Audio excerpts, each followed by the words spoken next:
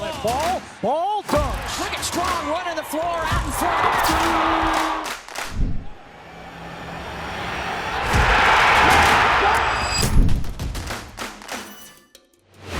Anyways, UConn smashes the Birds tonight, 85-58 in their hometown and of Omaha, Nebraska. A very ugly night for Creighton. UConn went absolutely berserk from three-point land tonight. 16 for 31 from beyond the arc, 51.6%. That's what we want to see. Finally got the offensive explosion we were looking for. UConn shot 54%. Tonight from the field. So, balanced, scoring output tonight. Braylon Mullins leads the way with 16 points. Silas with 15, Alex with 15, Solo 11. Just a great night in general. I was happy. I saw everything that I wanted to. Hurley Mania, the question is, did you see everything that you wanted to? First of all, justice for Haas. Justice for Hassan Diarra was executed this evening.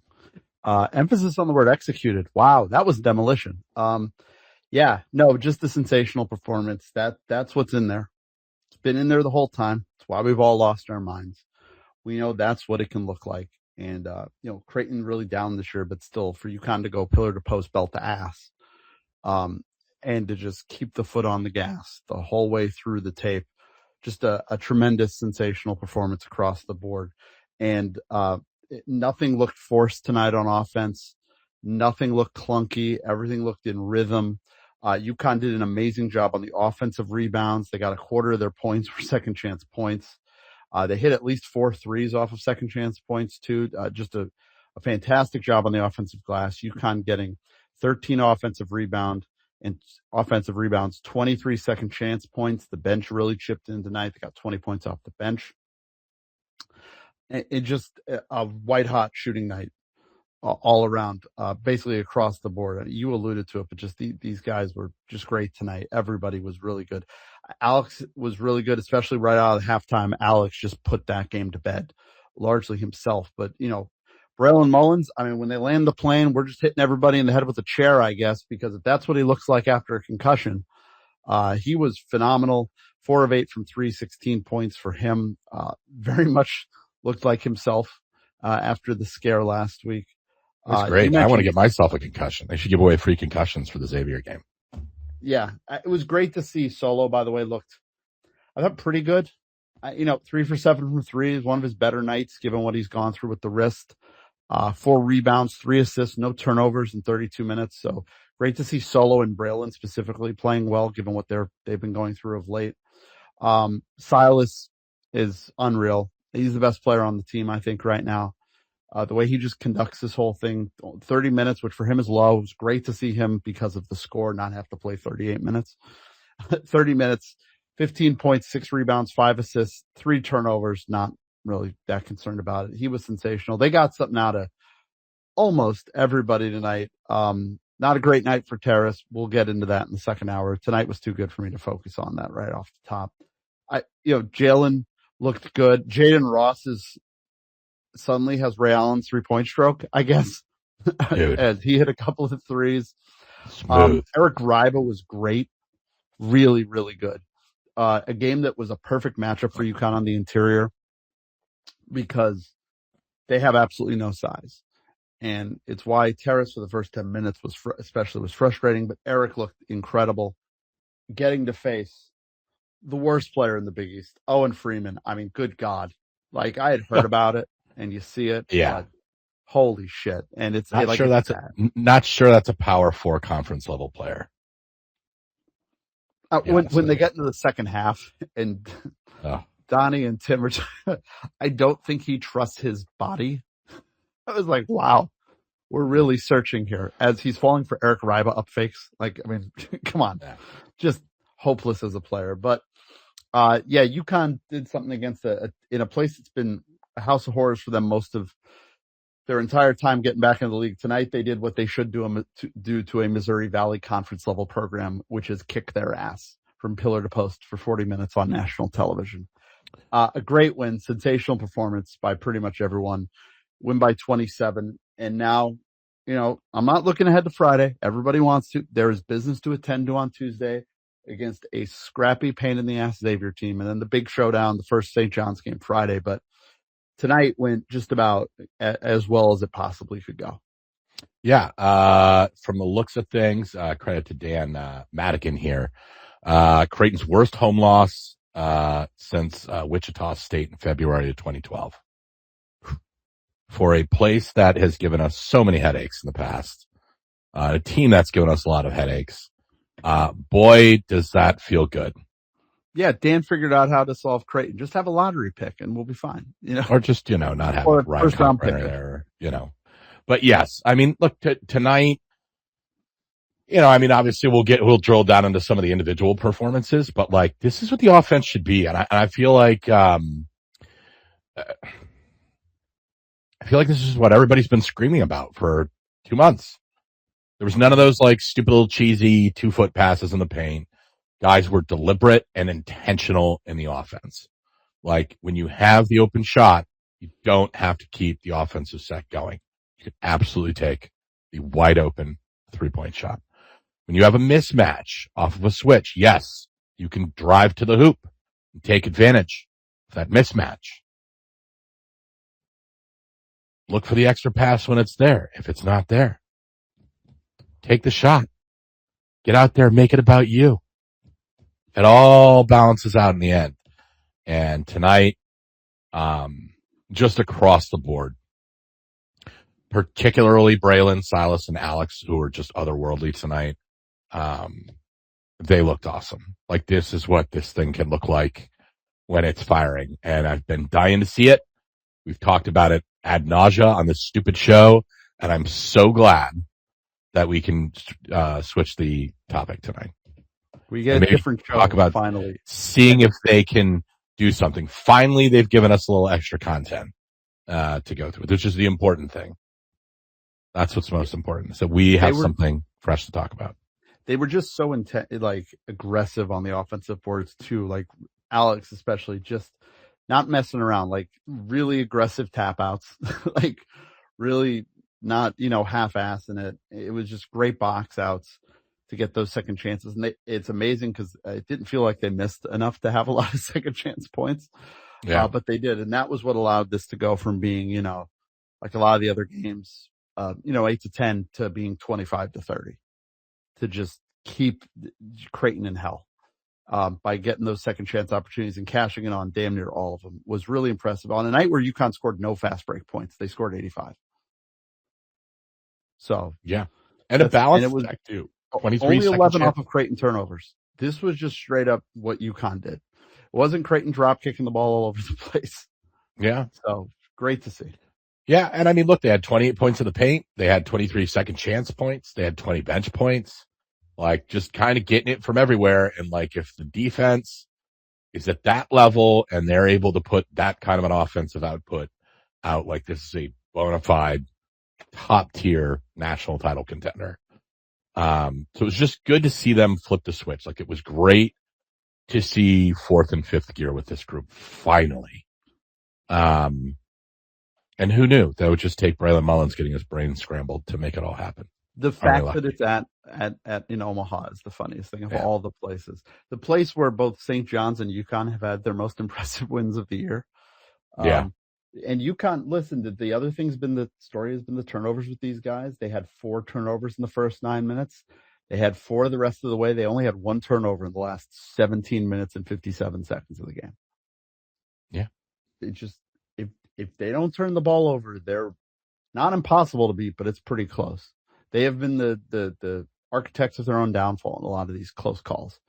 And tonight was just seeing the difference tonight versus like the BYU and the Seton Hall game was just so great to see. And, with 5 minutes to go, Dan is just, because the building is emptying out, which is wonderful. And you can hear Dan screaming at the top of his lungs at Silas with a 25-point lead on offense. Good to see Dan, Dan back to playing the hits there. But just a great all-around effort by these guys to go out there and a place that now Dan Hurley has won 2 in a row at. So it's a great win, 21-1. 17 in a row. and a huge week ahead. But really the performance that I think we all needed to see to feel really confident going into, not just Tuesday, but more so Friday, which I said don't look ahead. But I mean, St. John's has played really well the last couple of weeks. Yeah, And they're starting to figure it out. They're doing a little bit of the point forward action there instead of a point guard. I'd still rather have a point guard.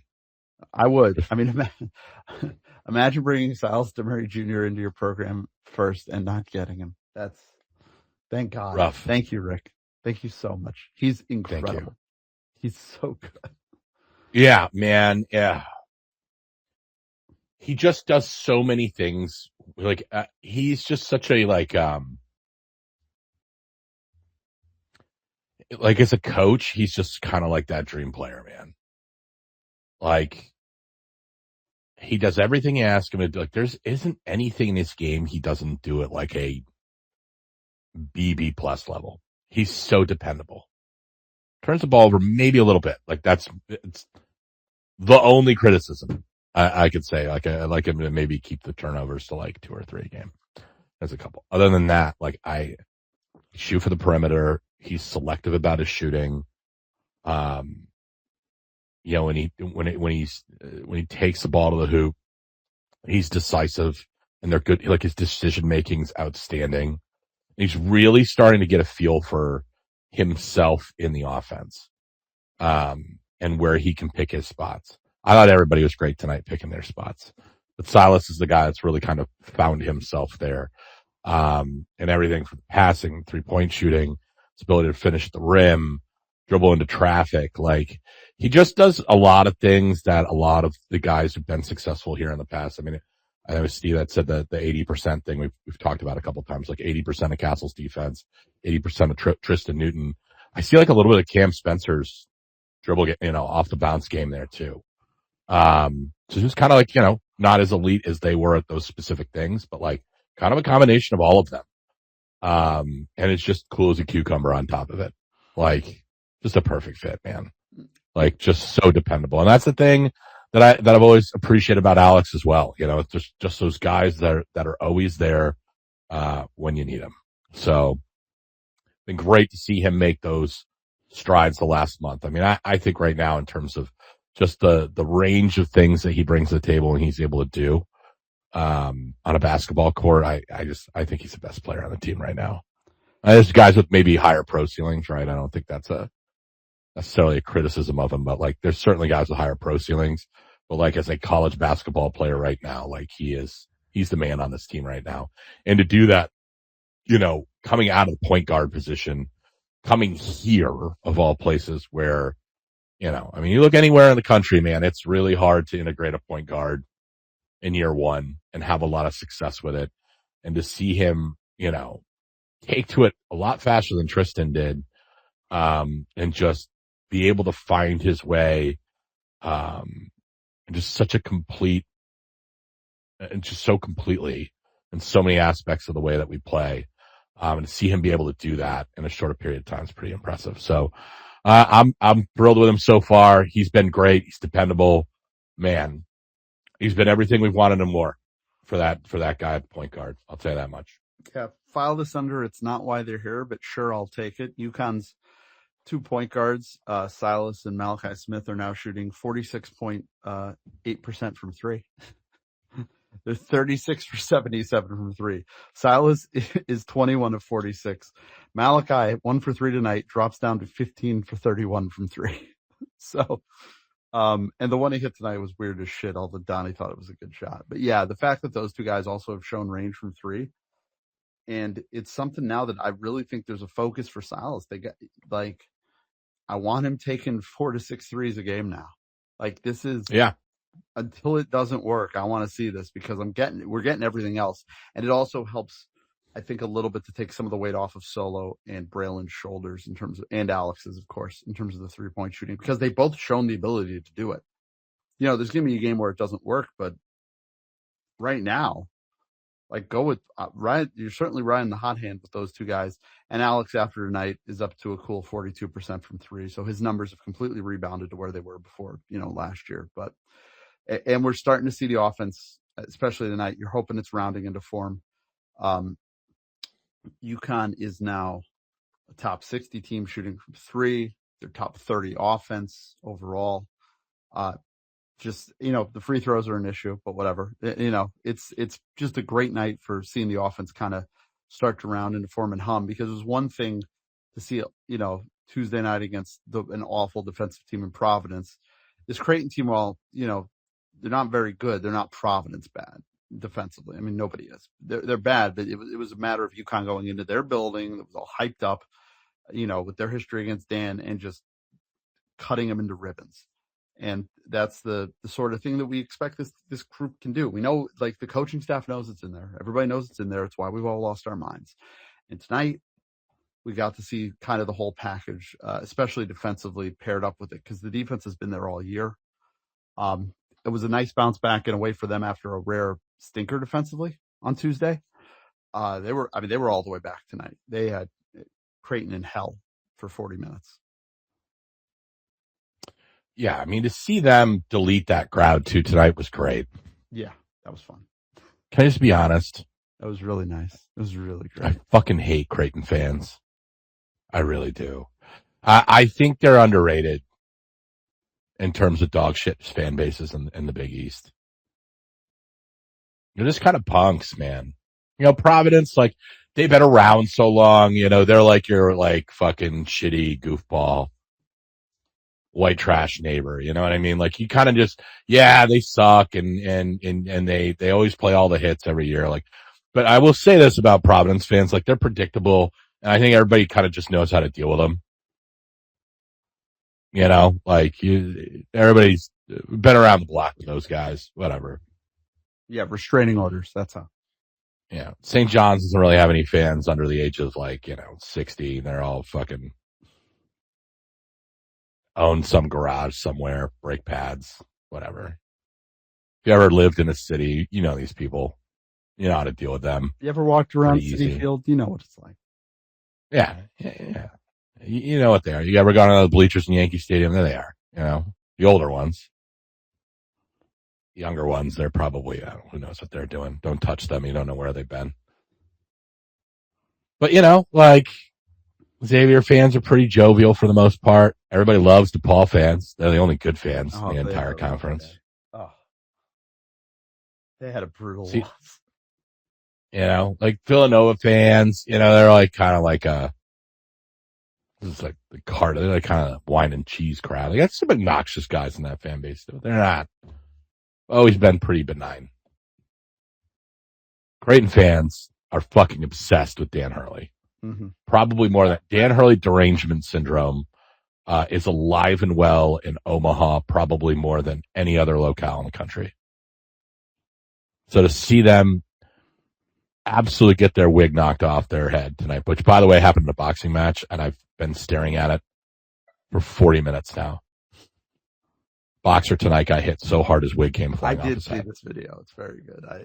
And the post-fight interview is even better, folks, so just go look that up on Twitter. I'm a little shocked I didn't get trolled with it, given my situation, but whatever. But, man, watching the fans after the game try to take pictures with Dan in the Two Rings Baldy tunnel, the same tunnel he's tried to pick fights with kids in, seeing them just submit and be subservient, a conquered people. Oh, so good. And now they all have good. And now they all have to all pretend that Alan Huss is going to somehow get the job done. Yes, Husky Hop, I'm looking right at you. Good luck. We're all going to play pretend with them, especially after that fucking cheap-ass dunk last year in the MSG.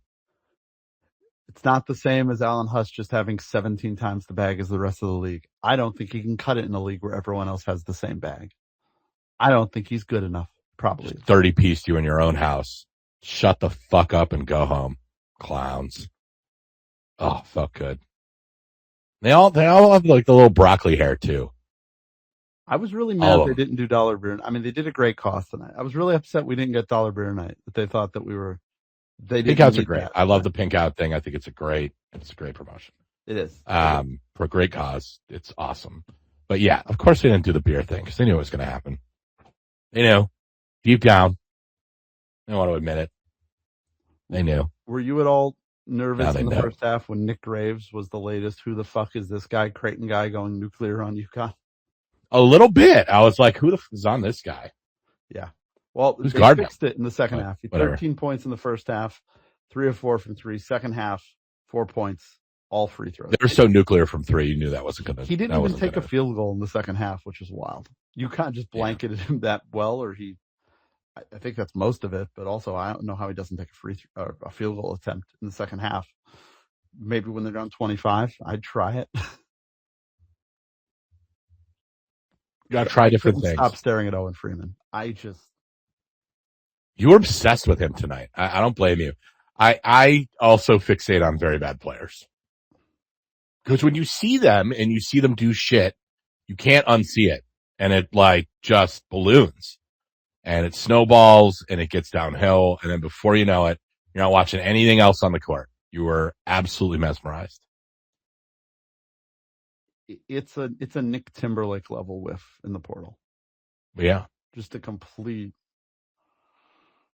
catastrophe. A bunch of those guys are. And I'll be honest, I probably whiffed on Creighton's roster too, looking at them. Yeah. I actually kind of coming into the season, I was like, deep down, I hate to admit this, but I was like, deep down, I kind of don't think this is a terrible idea to like, maybe not go out and get a bunch of studs, but like go get like starters at Power 4 schools that have like contributed and get a lot of them. And like, let's see what you do. Like, great way to protect your floor, right?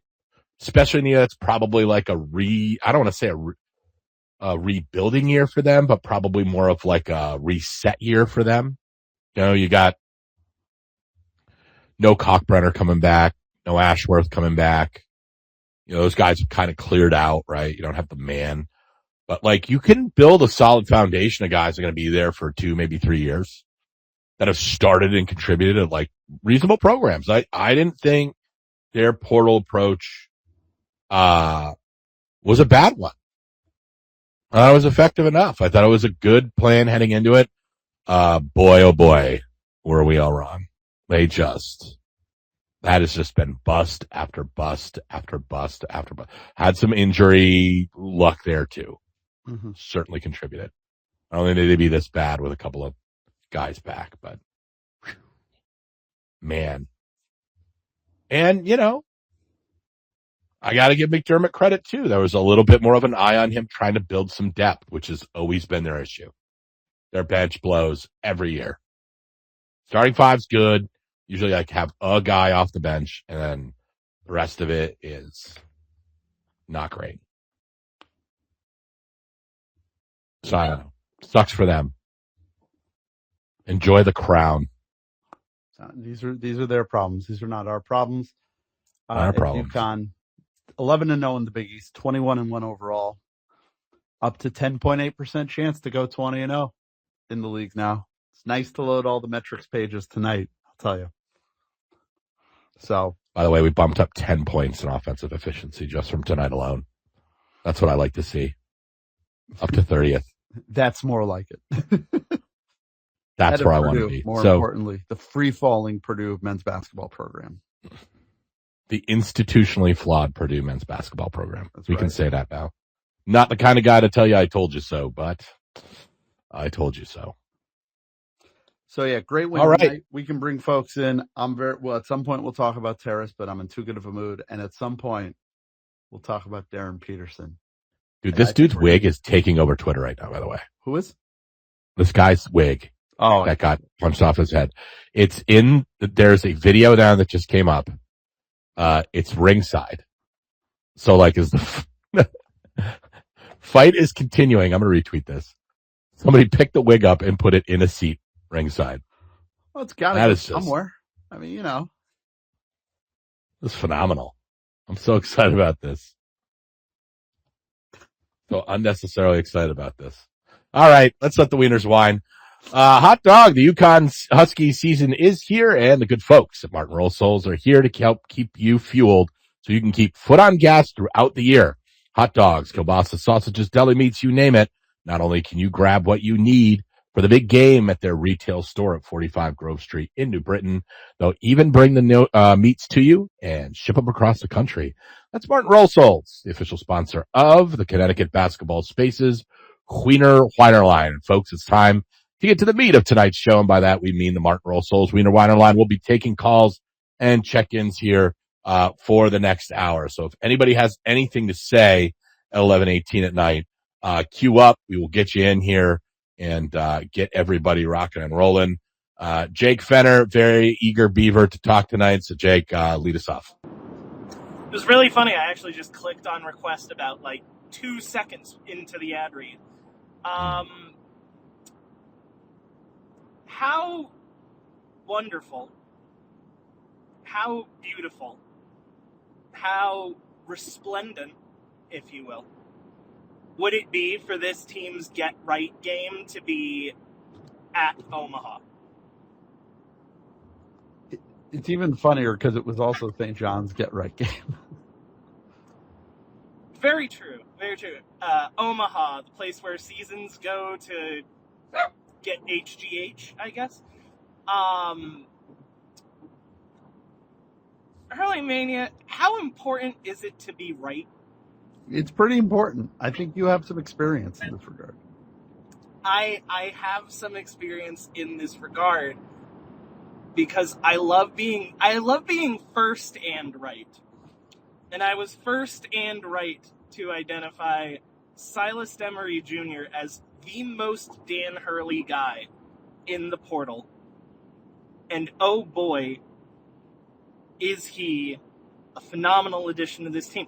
If you may recall from the post-BYU spaces, the two of you were saying this team really needs to find a guy. And I suggested that the guy is Silas. And it turns out it looks like Silas. Braylon, phenomenal night for Braylon. Terrace, you'll get into Terrace later. But it really just looks like Silas is starting to be the guy, be the glue for this team. And it's basically what I had seen him do in Georgia, except to an exceptional level beyond it. I think he's going to get more scoring opportunities than even tonight. I think he's going to get more scoring opportunities. I think he's going to, he led the team in first half rebounds with 5. The point guard led the team in first half rebounds, which is funny because that's kind of the thing that Dan was pissed about at the Villanova game that Villanova was doing. And tonight, the rebounds were coming from all over the place. But Silas led the way for it. Just walked away incredibly impressed with how this team looked. And I think it's important to note that for everybody who was like, I can't understand why people are complaining when this team is 20-1. It's like, well, this is what I think most people were looking forward to. A performance like this, just top to bottom, a complete performance from the team. And I have a hot take. I have a personal hot take. I think they should keep doing this. Yeah, for the rest of the season. I would prefer it, personally. By the way, somebody else mentioned this. Very funny. That is a quad 1 win for UConn. Great to see. 27-point quad 1 win. Might not be tomorrow, but we'll see. They're I think they're like 79. Doesn't feel like it. No, they're like 59 in the net.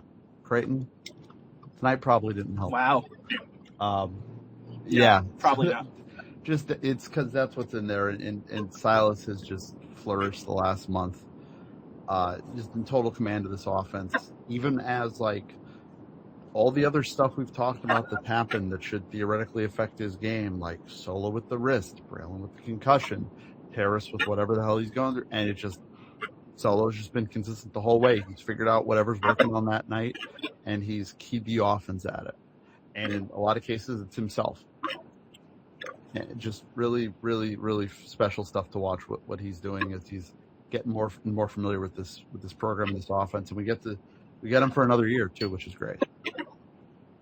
Yeah, and imagine how good he might look next year. Just phenomenal. That's really all I had, was to come on and remind everybody that I was right. I know Mr. Hotballs loves it when I go on and on at length. Really, the only thing that I have to talk about next is Peterson, but I know you're probably going to want to get more people in talking about this game, which you should. But when you get back to Peterson, I'll hop back in and share my thoughts then. But feel free to go ahead and cycle through more people. Thanks, Jake. All right, sounds good. Thank you, Jake. Next up, we got Quail Man. We got a new one. Quail Man, what do you have for us? What's up, fellas? First time, long time. Very excited about tonight's win. It's nice to watch a game with this team not have a heart palpitation for a change. Always good. But yeah, I know you guys want to talk about Terrace later, but my kind of quick comment is that this is kind of a good lemonade game, and that I think we kind of just have to accept the fact that this needs to be kind of a split center situation going forward with the two of them. Whereas I think we had a lot of hopes about Terrace being the next Adama Sanogo, and I think we kind of put that to bed a little bit.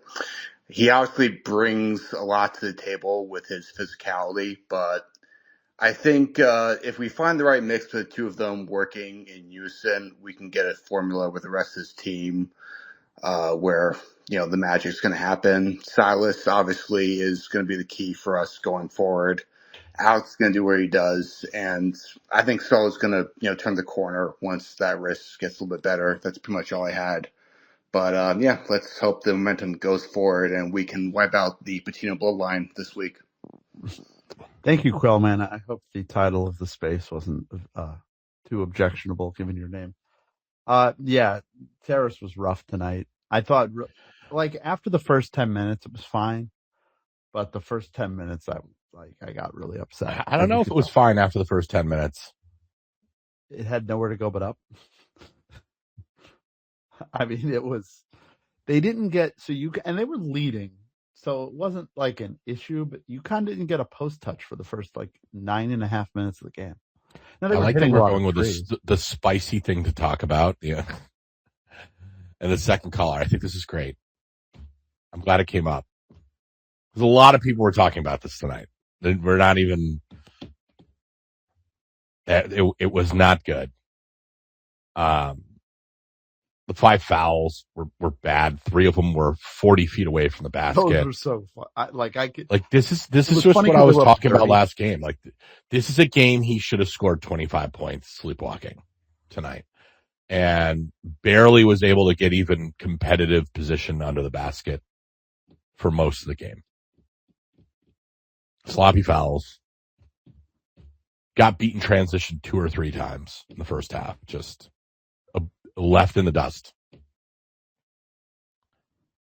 It wasn't good. And Eric tonight, I thought, in spite of not really filling up the stat sheet, and was dynamite. I just thought everything flowed well through him. 5 boards for him tonight, an assist, but altered just a shit ton of shots tonight. I thought he was great defensively tonight. Passing out of the post, I just feel like if Eric had 15 more pounds of muscle on him right now, we would be having a real conversation. It wouldn't be a question if that was the case. That, it just is what it is. I don't. We just exterminated a team on national television, so I don't want to be stewing around in the things that upset me tonight, given how positive it was. But when Eric makes mistakes, Eric makes freshman mistakes. When Terrace makes mistakes, they're freshman mistakes, but he's been playing college basketball for 4 years. So, yeah, and I think there is a point where we could be looking at the St. John's game, not to look ahead too much, but I do think that Terrace, there's some types of players where he seems just to play better against. He almost matches physical players better. Mm-hmm. And he just seems to struggle with more kind of elusive players, where Eric, I think, just kind of thrives because of the way he plays. And The ball just moves better when Eric's on the court. I don't think that's much of a question at this point anymore, and hopefully that only improves as he gets better. But we're going to need Terrace. That's just a simple fact. We're going to need both of them going forward. Yeah. So we just need the right mix between the two of them. I'm done holding out that he's going to be, like I said, the next Adama Sanogo. That's going to be the most outstanding player, in the tournament. I think we just have to look at him as just a piece to the puzzle. And this is obviously more about Silas kind of being the head of the snake and, everyone else kind of just doing their job. Yeah. And this can always turn. The door's never closed on it. But I think the fact that, and Dan has hinted at it this week with the Providence game, like Eric's playing well enough too that you can do it. Like Eric deserves more time. And tonight he played really well. Again, the minute split tonight ended up being 21 for Terrace and 19 for Eric, and Terrace fouled out. The Terrace thing, it's two things. Like, doesn't get a post touch for 10 minutes because he's not boxing out, and it's a team that has no size. He's playing. No size. None. And then the fouls were like comedy. He's just hip flipping guys 40 feet out. Like not shit that's not even close. Just sloppy shit. Speaking of Sanogo, a lot of flashbacks to freshman year at Adama Sanogo, who was addicted to fouling guys 40 feet from the basket, and would get himself in unnecessary foul trouble. And like just something for a guy that with his pedigree and the length of time that, he's been playing college basketball, like that's just not acceptable stuff. And like, I think Terrace is a tremendously gifted player, and that's what makes me want to throw my phone through the TV when I watch him play. Because just the lack of attention and detail, the in and out, he's one of those guys that can go out and completely no-show a half in Providence and then had a second half double-double on his own. Like, the talent's there. So, like, if they can get him at 40 minutes, like, I think he'd be an unbelievable basketball player. But he's not. And this isn't new. I mean, he's been doing this for 4 years of college. It just is. And he's got to get to a point where there's just got to be some maturation in his game. As skilled and as strong and as gifted as he is, like, come on, man. Fouling out against this is the kind of matchup like he should just be eating dudes alive. And this can't happen. And I haven't seen a very positive trend with him the last month at all. And, the problem is that like he's really the one guy. He had 5 rebounds tonight in 21 minutes. Again, even though he had the 5 fouls and he scored 8 points, right? Had a block. But like there's times where I watch him in the offense. We've been talking a lot about the stuff like away from the hoop when he starts dribbling or trying to back guys down in the high post. Tonight there was 3 actions he fucking got lost in. What's going on. There was probably 2 instances where he should have been called for 5 seconds and he didn't get called for it, luckily. So I don't know, man. It's just sloppiness. That's if I was going to have a negative coming out of the game tonight, it'd probably be that. And I don't want to be that guy because tonight was the most fun I've had watching this team probably all year. But it is what it is. Like Eric's exceeded expectations. We've asked a lot of them in a lot of places, but the problem with Eric is like he's just not physical enough to like dependably be that guy on a team that's kind of struggled rebounding to like roll out there for 25 minutes a game. Yeah. But, he can also tip the ball a little bit. Like the guards are going to get after it like they did tonight. Then that's a different conversation, right? They just haven't done that on a consistent enough basis. I mean, tonight, Silas, Alex, both had 6 rebounds. Solo had 4. Braylon had 2. I'm trying to see here. Jaden Ross had 2. Like, if those guys, our wings and our guards will get after on the boards, like that maybe changes the equation a little bit. But like, man, I think oh man. Ross specifically, if he takes that next step off the bench, I really think that he could be a version of Andre Jackson that really makes this team dynamic in a way that's dangerous. And I would love to see him be more consistent off the bench in that way. It's an interesting point that you bring up because actually we were fighting about this, I think yesterday or the day before, where like, I think Jaden's got a much higher offensive ceiling than Andre ever had. I love Andre, but like, I just don't think we're ever, I'm not even knocking you on this. I feel like it's so hard to compare any player to Andre because I just don't think we're ever going to see a player as unique as Andre probably ever again. And by that, I mean the guy that's like just an elite defensive guy that like kind of oddly has a great handle that you can play through, that can distribute the basketball, and you can look at his stat sheet and see nothing, in terms of numbers. And like he impacted winning the game at like a 90% level. Yeah. They don't develop players like him anymore. Like if you go out to a lot of travel club, programs, a lot of your major prep programs, like nobody's training basketball players to be something like Andre Jackson is or was. So I just think it's going to be very hard to ever kind of replicate that. But like Jalen has like, it's a much better, first of all, his shooting stroke, by the way. Did he make some changes last couple of weeks? Because that was like beautiful shooting form tonight, by the way. Don't put him in the corner. In particular, the tools are there clearly, but it's just a matter of him getting playing time, which is tough because Dan's definitely more of kind of going with the flow of who's playing well. He obviously is pretty explicit about you earn minutes by your play. Yeah. He just doesn't have the opportunity to do that as much coming off the bench. But this team, when he's on, they just seem much better on both ends of the floor, just from like an athletic standpoint and just especially defensively, just being all over people. Yeah, I mean, I said early in the season, like if this team's got to find like a real nuclear gear, like Jaden and Jalen have to be something in a combination.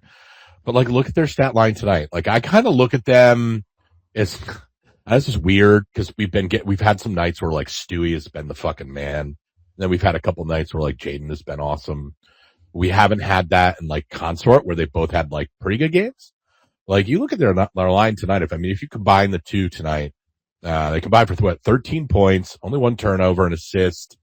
We're able to, I think, 2 rebounds tonight, end up with 4 fouls between the two, in, 24 minutes tonight. I'll take 13 points, 24 minutes from those two. And if they could find a way to make that like 6th guy in the aggregate for a Moneyball, great, let's do it. Whether it's one of them contributing that in a night or it's both of them finding a way to contribute that, I think it helps a ton. But, I will say we've talked a lot last couple of weeks, right, about this like starting 5. Where's the chemistry been? Like, is this a thing that is like worthwhile to continue to pursue? Oh boy, did they buy some more timeline to find that out. Yes. Because the starting 5 looked terrifying tonight. So, I don't know. Whenever you think you know the answers, we change the questions here at UConn in 2026. So, yeah, and also I think Jalen's a player who, if we're having the Terrace discussion, like, because it's not going to just be Eric having to fill all those minutes, I think they're going to have to run a little bit of Jalen at the 5, which we know he can do. I still think Terrace is a key member to this team. I don't think this team can make a Final Four without Terrace having a real important impact. Right now, he's in a really weird place. And I mean, he's basically fouled. He's damn near fouled out of 3 straight games. But his history is why I'm not completely terrified about the Zuby matchup, which is going to be, because that's the thing. If you're fouling out against Creighton, here's Zuby. Except, like, Terrace actually put up really good numbers in the 2 St. John's games last year and the losses.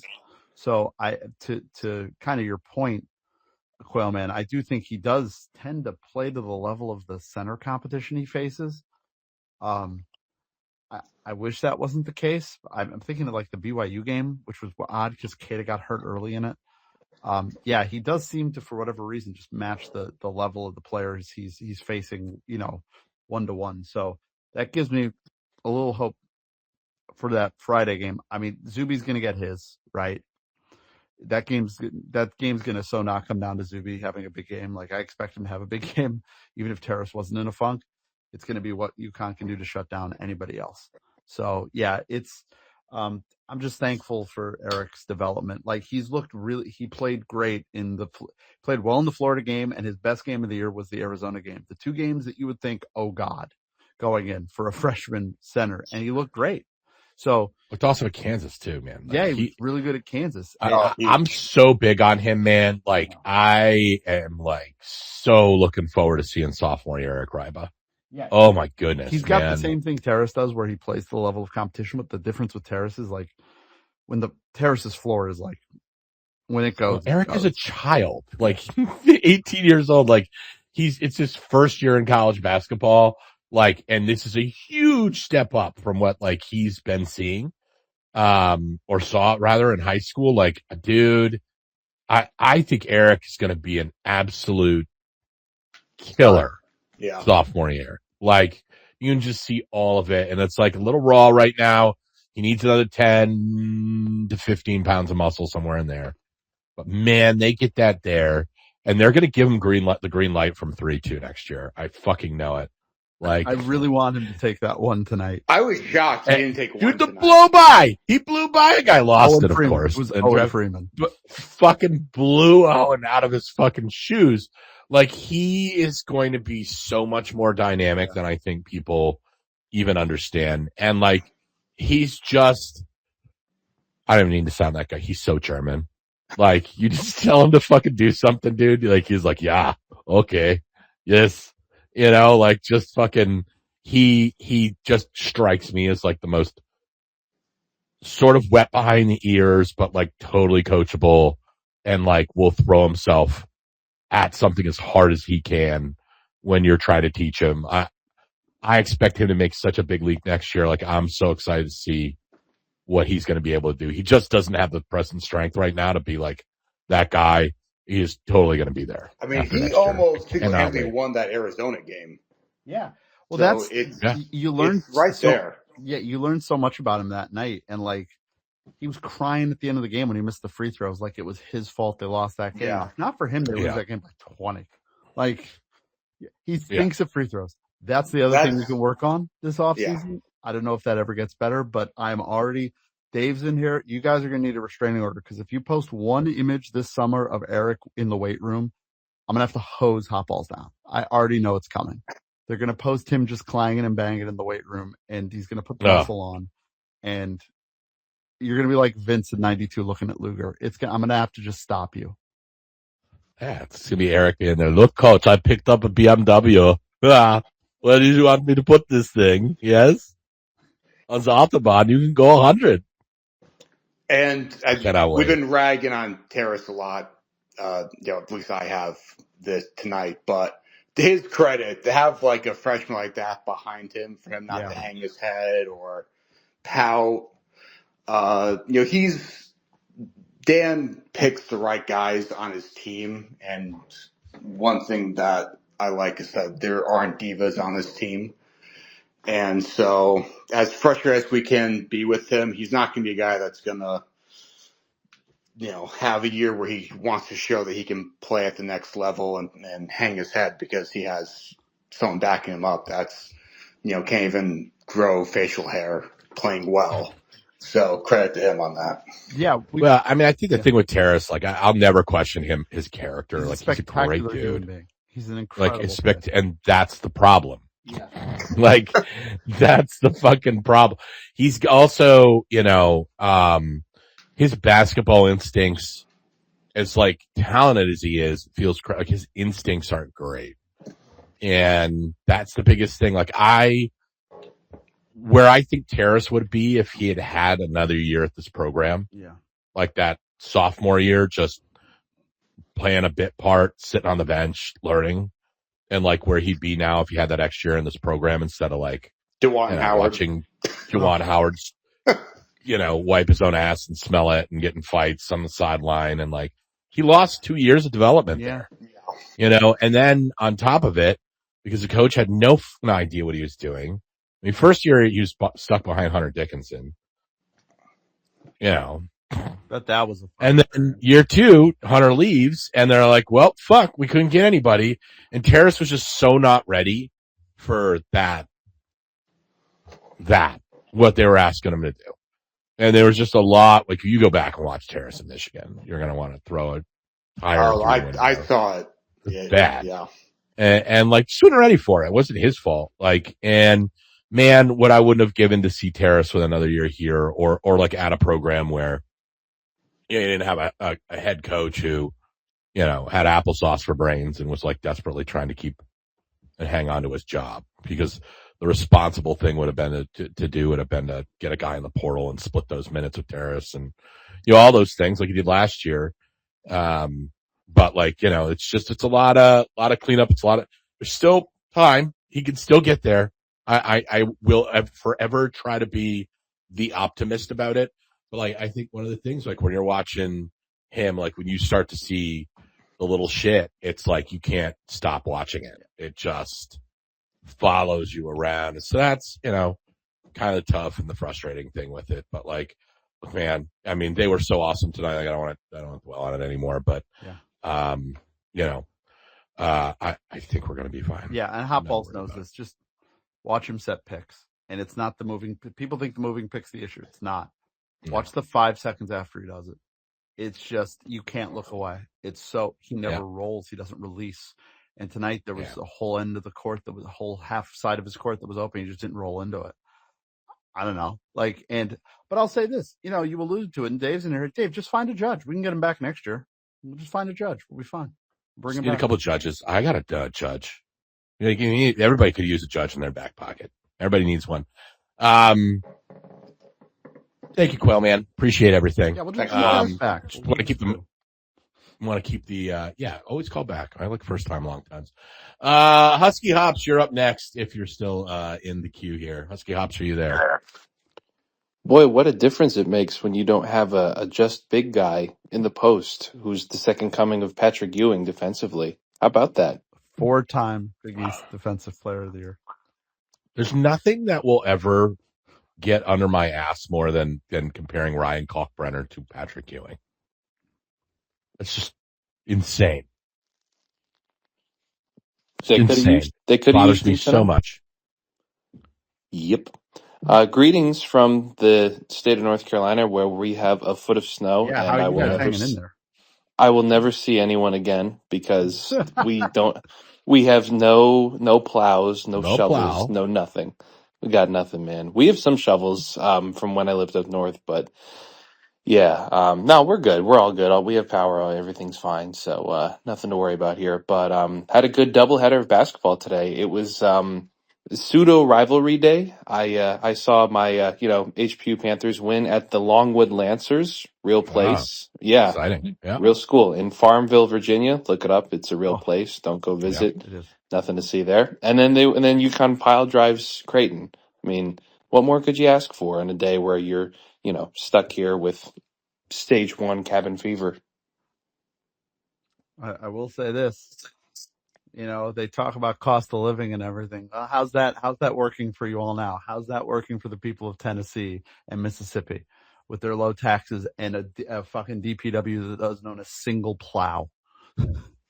But no plow. I have a video of the plow. This is the second week in a row of snow that we have. I'm going to post it down below because you'll see it and you'll think it's hilarious, and it is hilarious because it's a picture.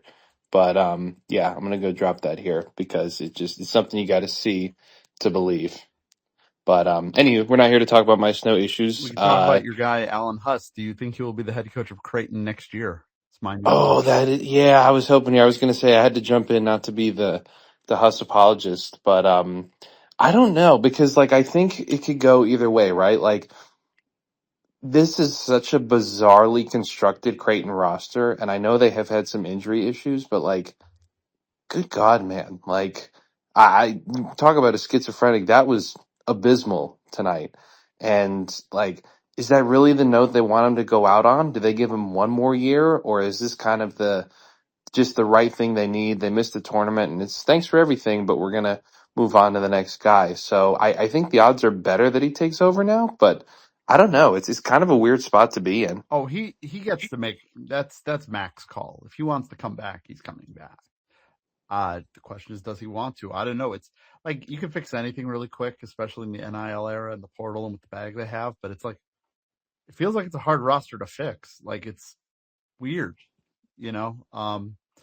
It would be a really shitty way for him to go with the career he's had to go out on this. I almost think it's going so sideways. Maybe it makes it likelier that he comes back.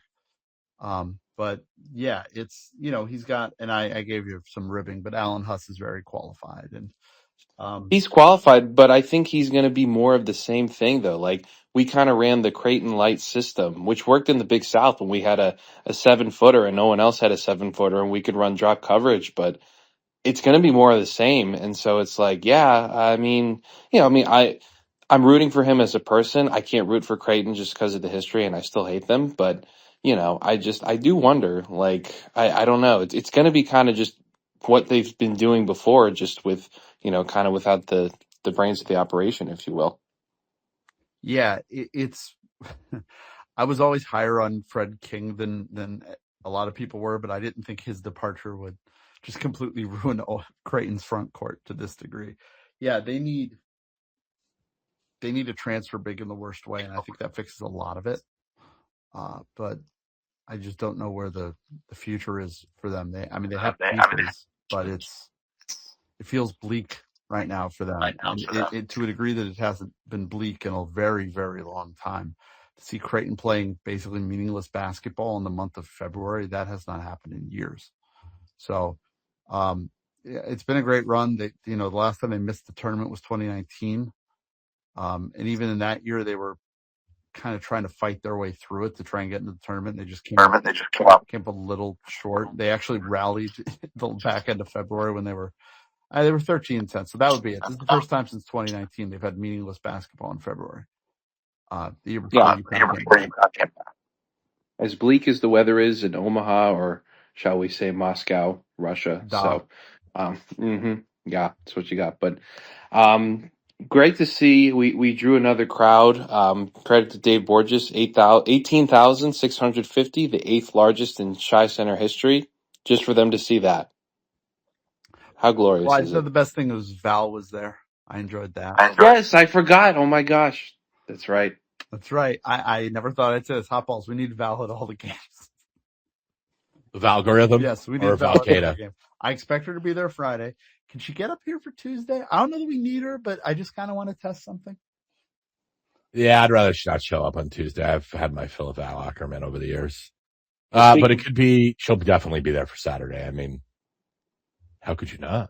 Speaking of Tuesday, as I suggested to Mr. Hotballs, and I see Dave is still here, free concussions for the first 5,000 fans in attendance against Xavier. Exciting. We'll do it however you want. We'll have hammers, bats, clubs, other blunt instruments. We'll throw you down the stairs if you want. Yeah. I mean, call Gino. I think for a couple of years, the women's program was basically doing this. So, yeah. Like, Chris Nowitzki doesn't know what he's talking about. Concussions make you better, actually. I can't, I thought there was no way that kid would play before the St. John's game tonight. To be fair, it was the concussion protocol. I don't think they ever said he had a concussion. And I really, I hope he got his bell rung. He looks at basketball. Yeah, I mean, he got his bell rung, but whatever happened in the brain seemed to have flipped a switch, by the way, because offensively, he was just incredible tonight. That baseline look for him. I know we don't love mid-range and all that, and I'm on board, but it feels like money anytime he's on the baseline 10 feet out. Like anytime, like his body control. Like if you watch him, who's also really good at that? Debanza and Peterson. Yeah. Sort of that body control mid-range game. Like I hate mid-range shots more than life, but like there are certain people that you just need to be like, all right, dude, you're totally allowed to do whatever you want to do. And Braylon is probably in that category. He just is so releases fast. He gets up in the air quick. Body control's great. Like he can knock that shot down. Take it, please. Yeah, take as many shots as you want, Braylon. The Debanza one's wild. I love actually watching him play because it's literally just he's talked about this. He's like, I'm going to stay in the air longer than you. He just stays in the air forever. It's just, he goes up and is just still up there and up there and up there. And the defender just falls down and he just, whoop, got it. It feels like Devanza shoots 900 on mid range. Wild. Well, I don't want to give Val too much credit because there's a certain writer who was in attendance tonight, all the way from, his home in New York, who has had success when UConn travels, but I'll let him do that later.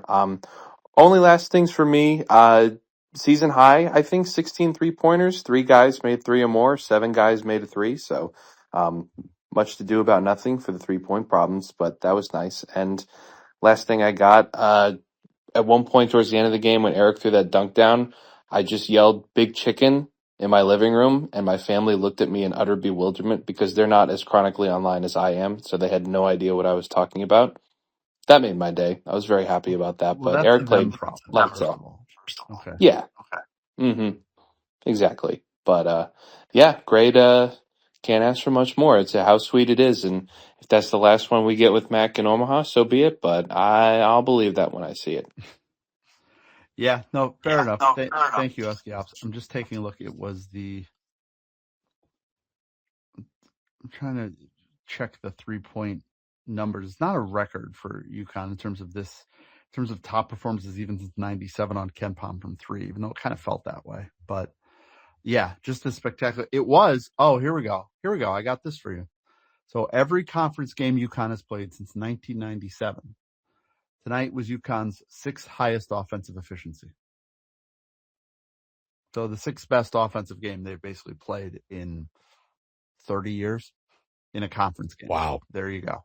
Wow. So 224 games on there. Not surprising. The road win at the Paul, which is number 2 overall, and the home win on Senior Day over Seton Hall, which was murder. So yeah, They're right there. In terms of, I'm sorry, it's actually of the top 10 for our 2024 games. So that's the company that they're keeping in terms of offensive efficiency tonight. So yeah, the 6th best conference offensive efficiency that they've had in 30 years. So not bad. That will do. It's okay. It's acceptable. Marginally acceptable level. Speaking of marginally acceptable, Jaden Daly is joining us tonight, who made the trip out to Omaha. Jaden, are you back in your hotel room chewing on a cow currently? Not yet. I actually just walked out of the arena and into the convention center that's linked up to it. So I'm still inside and figured I'd spend a few minutes with you fine people before I go back across the street to the hotel to start writing. Well, there you go. What was the live experience like? What was it like going to a funeral tonight?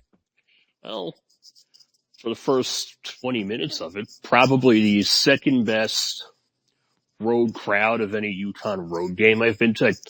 I think Marquette is still number 1 just in terms of atmosphere. Yeah. UConn is now, as Husky Hops may have noted before I got on, 6-0 when I've traveled outside the Northeast to cover the Huskies. All right, we'll get a tip jar for your travel. Thank you, sir. At Bama, Purdue, Marquette, Oklahoma, Kansas, and now Creighton. Shameless travel agent, Jaden Daly. But the 14-3 run to end the first half, I think, was a bigger momentum swing than I asked Dan and Silas about it too, than I think either of them led on. I think that was really the opening of the floodgates, so to speak, and to get that at the end of January, and we all know how the month of January has been, is tumultuous the right word to describe it, UConn under Dan in January. Not our favorite month.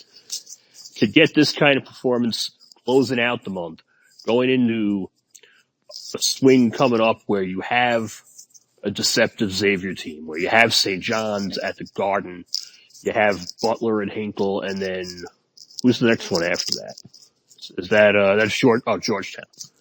Yeah. Where you have 3 winnable games and then St. John's. To get that now, kind of felt like an exorcism. That was the happy learn how to putt moment, I want to say.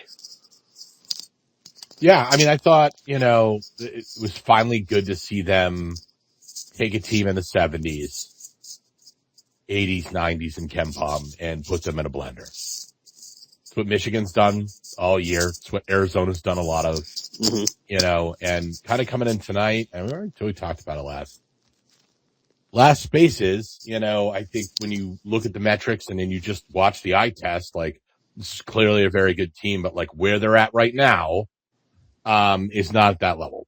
Tonight, they looked at that level and better, I thought. So, for them to kind of turn the corner coming out of the month and, conference games are hard. They've got a lot of coaches that really have the book on us and how to guard us and slow us down a little bit. It's not always going to be a cakewalk kind of thing, but, there's a lot of teams they've played this month that they probably should have blasted and they didn't. To kind of finally see it in fourth, fifth year was my big takeaway. I think this was like maybe with the exception of the UMass Lowell game, this was their best performance of the season so far offensively. Like this looked like a killing machine. If they can keep it up, great. Obviously, they got the game against Xavier here coming up. So I'm going to ask kind of a crazy question. Mm-hmm. What do you think their odds are of going undefeated in conference? I think if they can get past St. John's on Friday, and I feel good about that game, I think they're probably somewhere around 25, 30%. Obviously, they still have to get through St. John's one more time at the Civic Center. Yeah. But other than that, I think those are the only two bullets left in the chamber. Yeah, and I think the two biggest concerns I had, I'll let you get to your next point. Two biggest concerns I had tonight were Braylon and Solo, and both of them shut me up. So I'm happy to see that. Yeah, for me, it's obviously the St. John's games, but also that Villanova road game is going to be a friggin' picnic. But they don't play well at home. That's true. But the way that Kevin may have this thing going at that point, it's a seed line bump, several maybe if they win, and we'll see what kind of crowd they get. But there's a lot to go between now and then. Yeah, it's feeling more feasible simply because of the performance, right? And you think that Solo, the thing I love tonight, among other things about Solo, was that only once I can remember. I know he took more too. It's like he only drove the lane once, and Dan was really on him about the whole. Listen, if you're going to drive the lane, you're going to fuck your wrist up. To paraphrase, tonight wasn't messing with that, and I really loved the kind of the simplicity of his game. Now Providence was a mess, but this is the game before that. Two of his last three games with the Villanova game where he's looked really, really good offensively, and I just hope that wrist is getting better.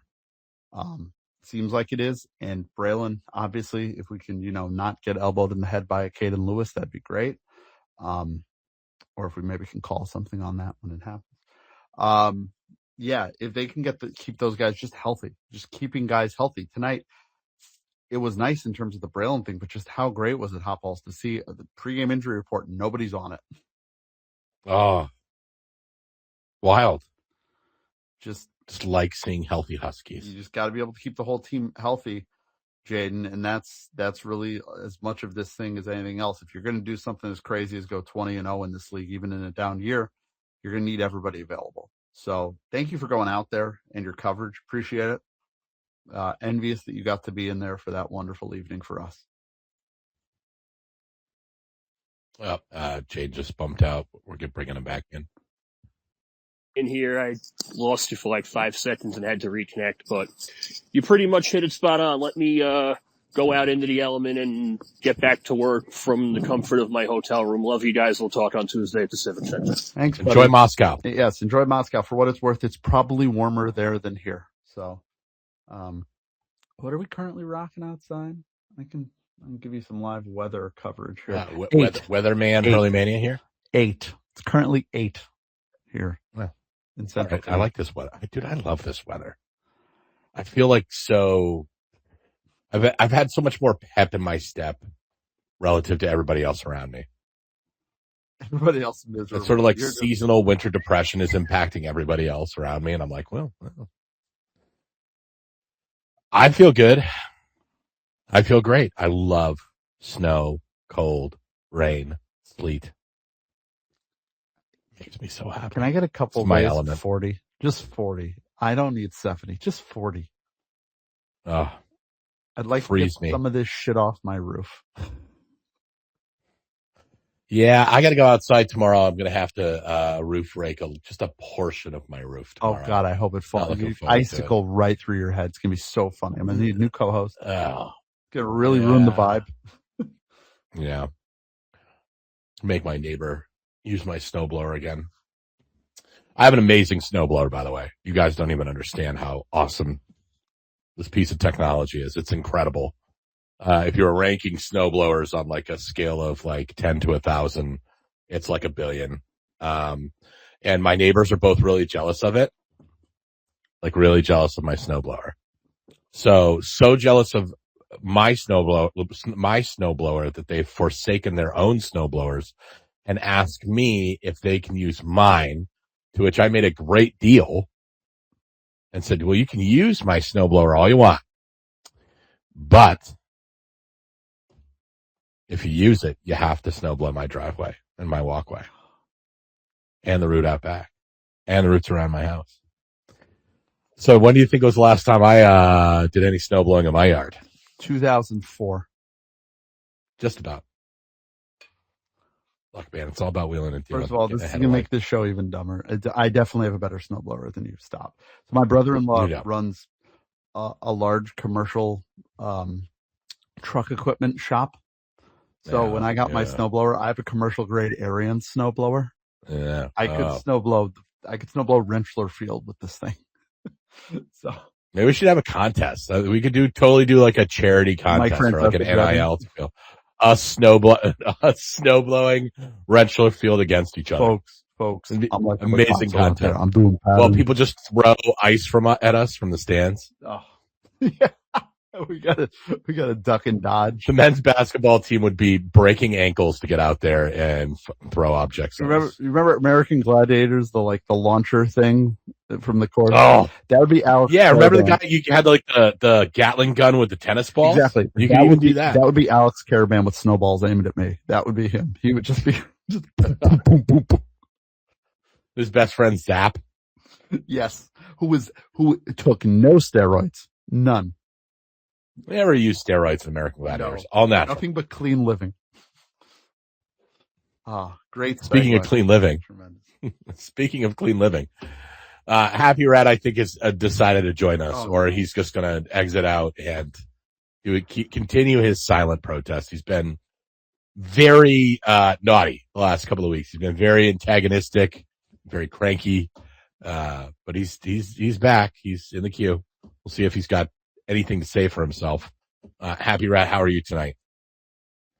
See, look at this fucking guy. Well, I think it's odd you call me antagonistic. Like all your neighbors are blowing you. That's really not. Whoa, phrasing. Yeah. Is it? Am I wrong? Blowing the snow. No, that's weird. You're the one that said it. You're the one bragging about it. I don't know what sort of pineapple neighborhood you live in. Great game. Great game. Great reference. Great game. Like that was what we were looking for. Apparently the loss, we were all kind of get everyone their heads back in the game. Not going to happen, maybe. But that was fun. That was really, really fun to go and beat the hell out of them.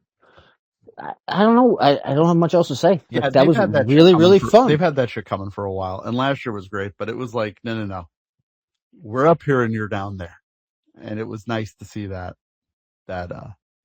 Yeah, it was great. It was the only other, maybe BYU should probably play first halves, I suppose. That would be, but that game didn't matter for us because we beat both of them. That was really, really lovely.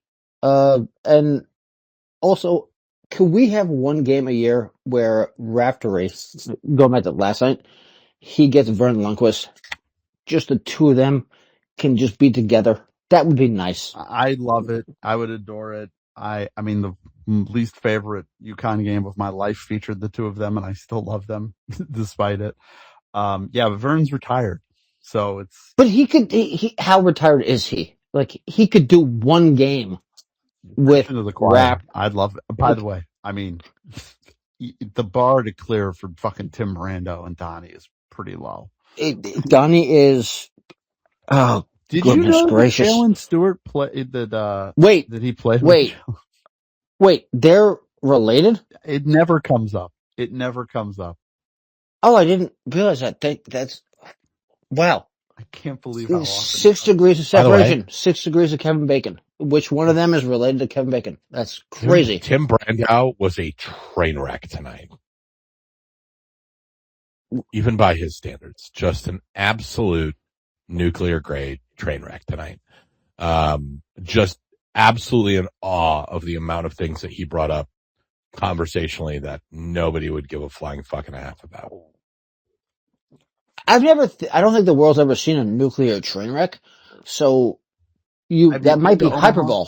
Have you been to Omaha? If there was going to be a nuclear train wreck, that would be the place to have it, where it probably wouldn't impact that much. It's hyperbole. All right, not hyperbole. Okay, yeah, you live it up Hyperbole. above the streets with your hyperbole, blah, blah, blah, blah, blah, blah, blah. Yeah, I got breed shit. Fine. Hyperbole. You fancy boy. Speak English. You fancy. Speak English, rat. Easy there, you fancy boy. Yeah, God, you're eating those fancy goddamn Pepe's pizzas. You're the guy putting words like fromage in my mentions. Well, I'm sorry, you're such an elitist, okay? And you made me use the word. I didn't want to use the word. You made the rest of us feel low down. Fancy rat. Nah, Fancy we'll never rat. be a fancy rat. Sassy rat. He's not a happy rat. He's fancy and a sassy rat. That's what he is.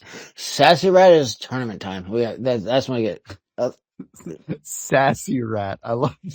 Yeah, sassy rat. That's what it is. He gets sashaying down the runway. Happy rat. I love Sassy you, rat. even if he doesn't. Love you guys. I'm glad you're sponsored. I'll listen, but please get me out of here. Go have some nice cheese. Enjoy it on a night like this. Fine fromage. Reserve cheddar from Costco. Oh, I was just there today. It's so good. Did you buy the reserve cheddar? I didn't get the reserve cheddar. I bought that 3 weeks ago. I have to cycle through. Variety. I went real basic, bitch. I just went with the Laughing Cow was on sale, so I just got a bunch of that. Laughing Cow's okay. Laughing Cow is like kind of a trashy thing that's acceptable. I think. Is, but like Laughing Cow is a weak spot for people that don't even understand that it's a weak spot. My people don't. We're not big. Get out of here with that. You don't like Laughing Cow? It's below. It's beneath us. You're you're the elitist. Too. Okay, I will say this though. Like I'm a big cheese guy. The reason I look the way that I do is cheese. I'm telling you, man. Forget string cheese. Forget any kind of cheese. You want to get rid of Mr. Hot Balls? You put a sniper on a roof, and you throw as much cheese in the city square as you can. And I'm not leaving there. You've got all day to do what you need to do. There's just no way you're getting me out of there. Smoked Gouda, provolone, Swiss cheese, any kind of cheese, man. I've even eaten like blocked Parmesan before. You sound a lot like John Calipari, the biggest rat in college basketball. Because that's how I tried to catch him the first time. I can't. Yeah, you could probably put a mousetrap out there and catch good old hot balls. It'll have to be a big bar. Splatter my fat ass. But like, I am a big appreciator of the cheese, man. That is. This is going way too far. I'm so sorry. I'm so sorry. No, you're not. This is That's a lie. That's a lie. You're not sorry. God damn it, you know me too well. Yeah. So in my defense, like a 4-pack of Laughing Cow at Costco was $6. Like at that point, I'm just buying it. They've got me. Yeah. You know what I used to get jacked about at Costco is the 48 thing of string cheese for like $8. That's just way too much string cheese. I could never go through it. It's so much string cheese. It's so much string cheese. It's so good though. You don't have to keep talking about cheese. They don't make Polly-O the way that they used to though. Like, yeah, the only way you can taste like the authentic Polly-O, like the way that it used to be, like in the 80s and 90s, is if you get the striped kind, which kind of feels like a bastardization of Polly-O string cheese. But like that's the only way you can kind of get that original Polly-O taste. They fucked it up over the years. I can't believe I'm critiquing Polio string cheese right now. But that's where I'm at. I love cheese, man. Team played What can I so say? well. This is where we are. My grandmother used to, so my grandmother kind of was one of those people, like, she would like work odd jobs around the town, but like everybody knew her. Her funeral was enormous, by the way. Like the whole town showed up. So everybody knew her at one time or another. And she was like the hostess with the mostest. So she was another person, very predictable person, just like me. I think I get that from her. And so like, she would just watch, she loved soap operas, right? So she would just watch all the daytime soaps and be completely captivated with it. But she used to buy this like waxed, like a huge fucking block. I'm not talking like the waxed cheddar cheese you find that's like, oh, it's like $7 and it's like a little thing. She get the whole fucking wheel. That and Yoo-hoo. And she would just hold court in that fucking house. And you go in there and the fucking mailman is in there. The select man is in there. Like, all the people that ran the Girl Scouts are in there. Half the fucking nurses from the nursing home are in there. Like, that's how she lured everybody in there. And that this waxed cheddar cheese had some magic voodoo in it. Mind control substance, if you will. And that's how she used to lure everybody in there. And then she would just inundate you with like all of the latest information that you need to know about days of our lives. Very good at like tricking you into talking about the things that she wanted to talk about. And then like thinking that you are enjoying the conversation. Very manipulative. I appreciate it. It's where you get it from. Yeah, no, I think that's what's got me, like, that's where my cheese addiction comes from. Deep down. It was amazing. We used to fight over the cheese at like Thanksgiving and Christmas. But just fucking roll huge wheels of black, like wrapped in the black wax cheddar cheese and just fucking, it was like an endless supply of it. Like it would get devoured, it would get destroyed by like 20 humans and then boom, there's another one. Could never get away from it. So good. Enjoyed fromage corner there. Oh, the cheese stands alone. I love cheese. There's nothing better than cheese, man. What like God's gifts. Nectar of the gods. Cheese. That's enough talking about cheese. Thank you, Happy Right? You got anything else for us before we move along? I already muted. I've derailed this to a degree that's completely nonsensical. Please No, move I to hope someone. you're proud of yourself. I am. You open the door, but please move on. All right. Should we talk about Darren Peterson tonight, by the way? I was gonna say college basketball's greatest quitter. Big day of college hoops. The game of the day nationally was Kansas BYU. Very exciting to watch. Darren Peterson and AJ DeBonsa go at it. Kansas ends up winning 90-82. Recap this game. Hot Balls has to go relieve himself. I'll be right back. Recap the game and I'll be right back. Could have just asked. You didn't detail. Yeah, I was gonna do that. I got to do that out loud. Sorry, folks. I got to do it. Jake, step in and you can talk. But you can't talk after I tell you can't talk. Kansas just hits them like a whirlwind in the first half. They're up 20 at the half. They look amazing. And they've got the lead early second half, and then Darren Peterson checks out with about 16 and change to go and doesn't fucking come back the rest of the way. And BYU chips away, cut it to 4 at one point with about 2 minutes to go, but couldn't get over the hump. Kansas ends up getting a huge win for themselves and for their profile, 90-82 over BYU. Kansas improves to 16-5 overall. They're 6-2 in the Big 12. BYU drops to 17-4, 5-3 in the Big 12. AJ DeBonsa played 34 minutes, 17 points, only had 1 rebound and 1 assist, 2 turnovers. He was 2 for 4 from 3. Darren Peterson once again looks sensational.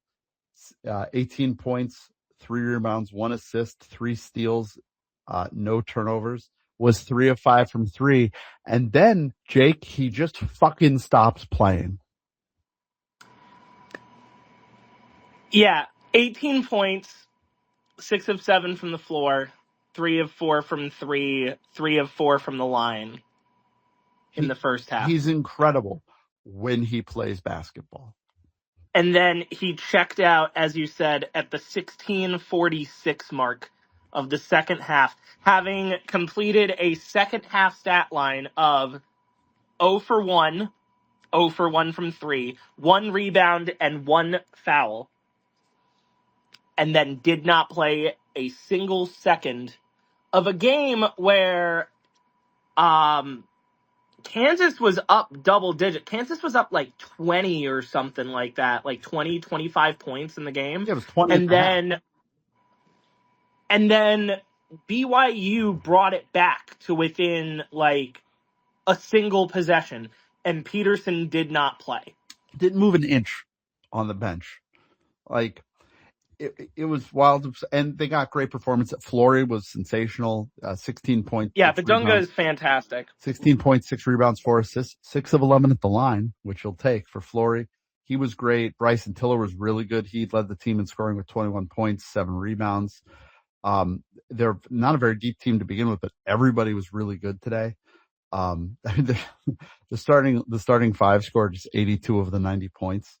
Jamari McDowell's 8 off the bench were the difference. And it's not a particularly deep Kansas team, but the Peterson thing to me is totally insane.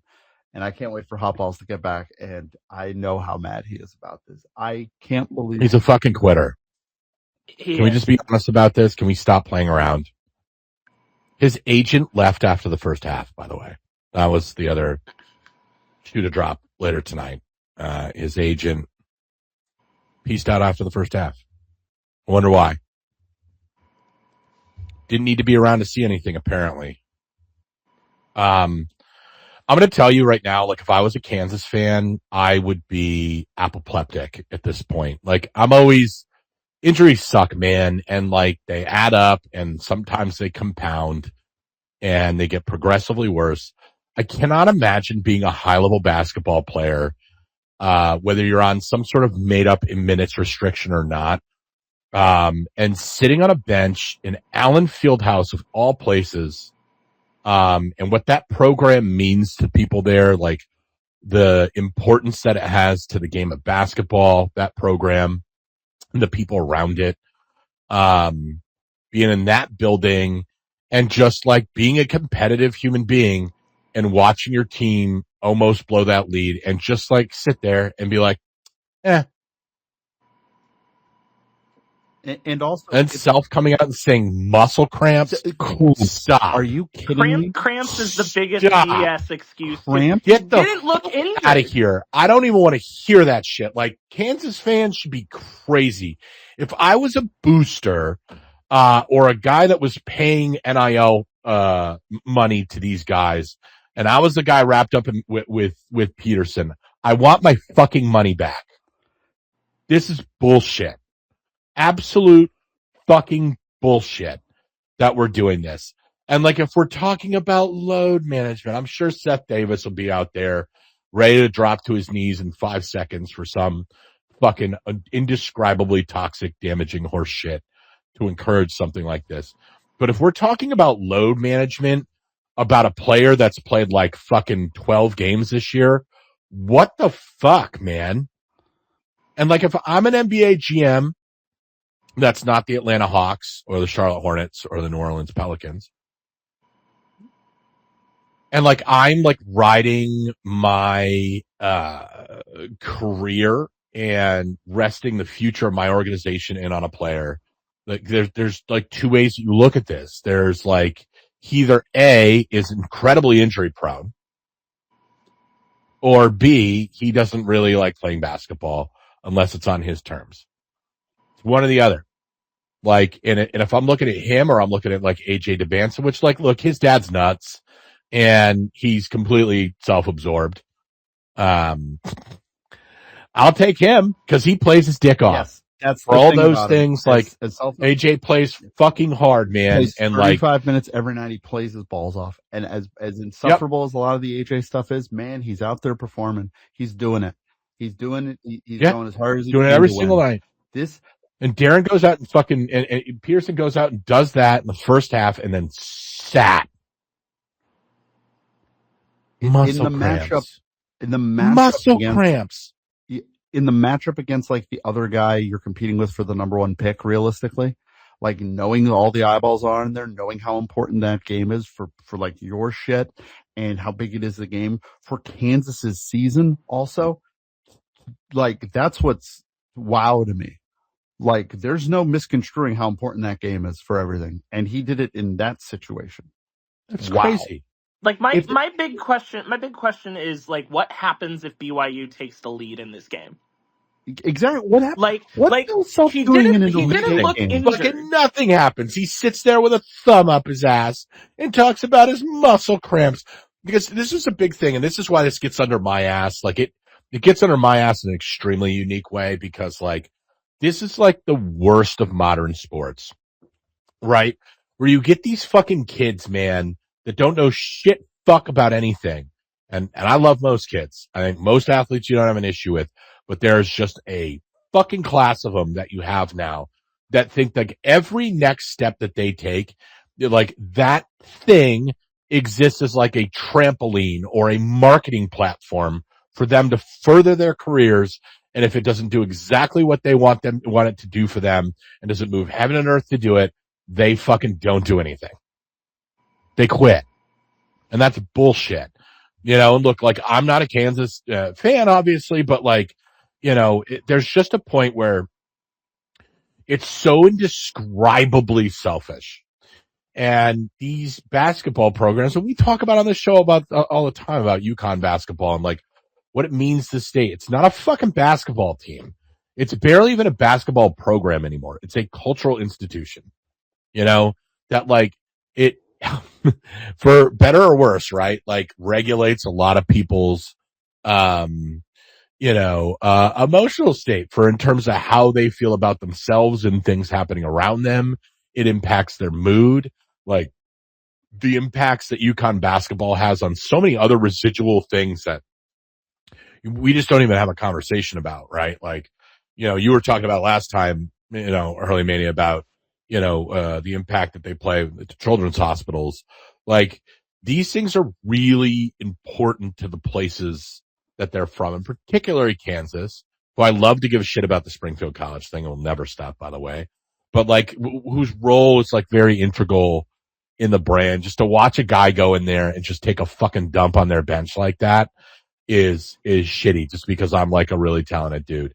And like, look, man, I know he's a number one draft prospect. There's no denying, his raw talent and what he brings to the table. I mean, that first half was like, there's putting on a show and then there's just something that's like, oh my God, like this is different.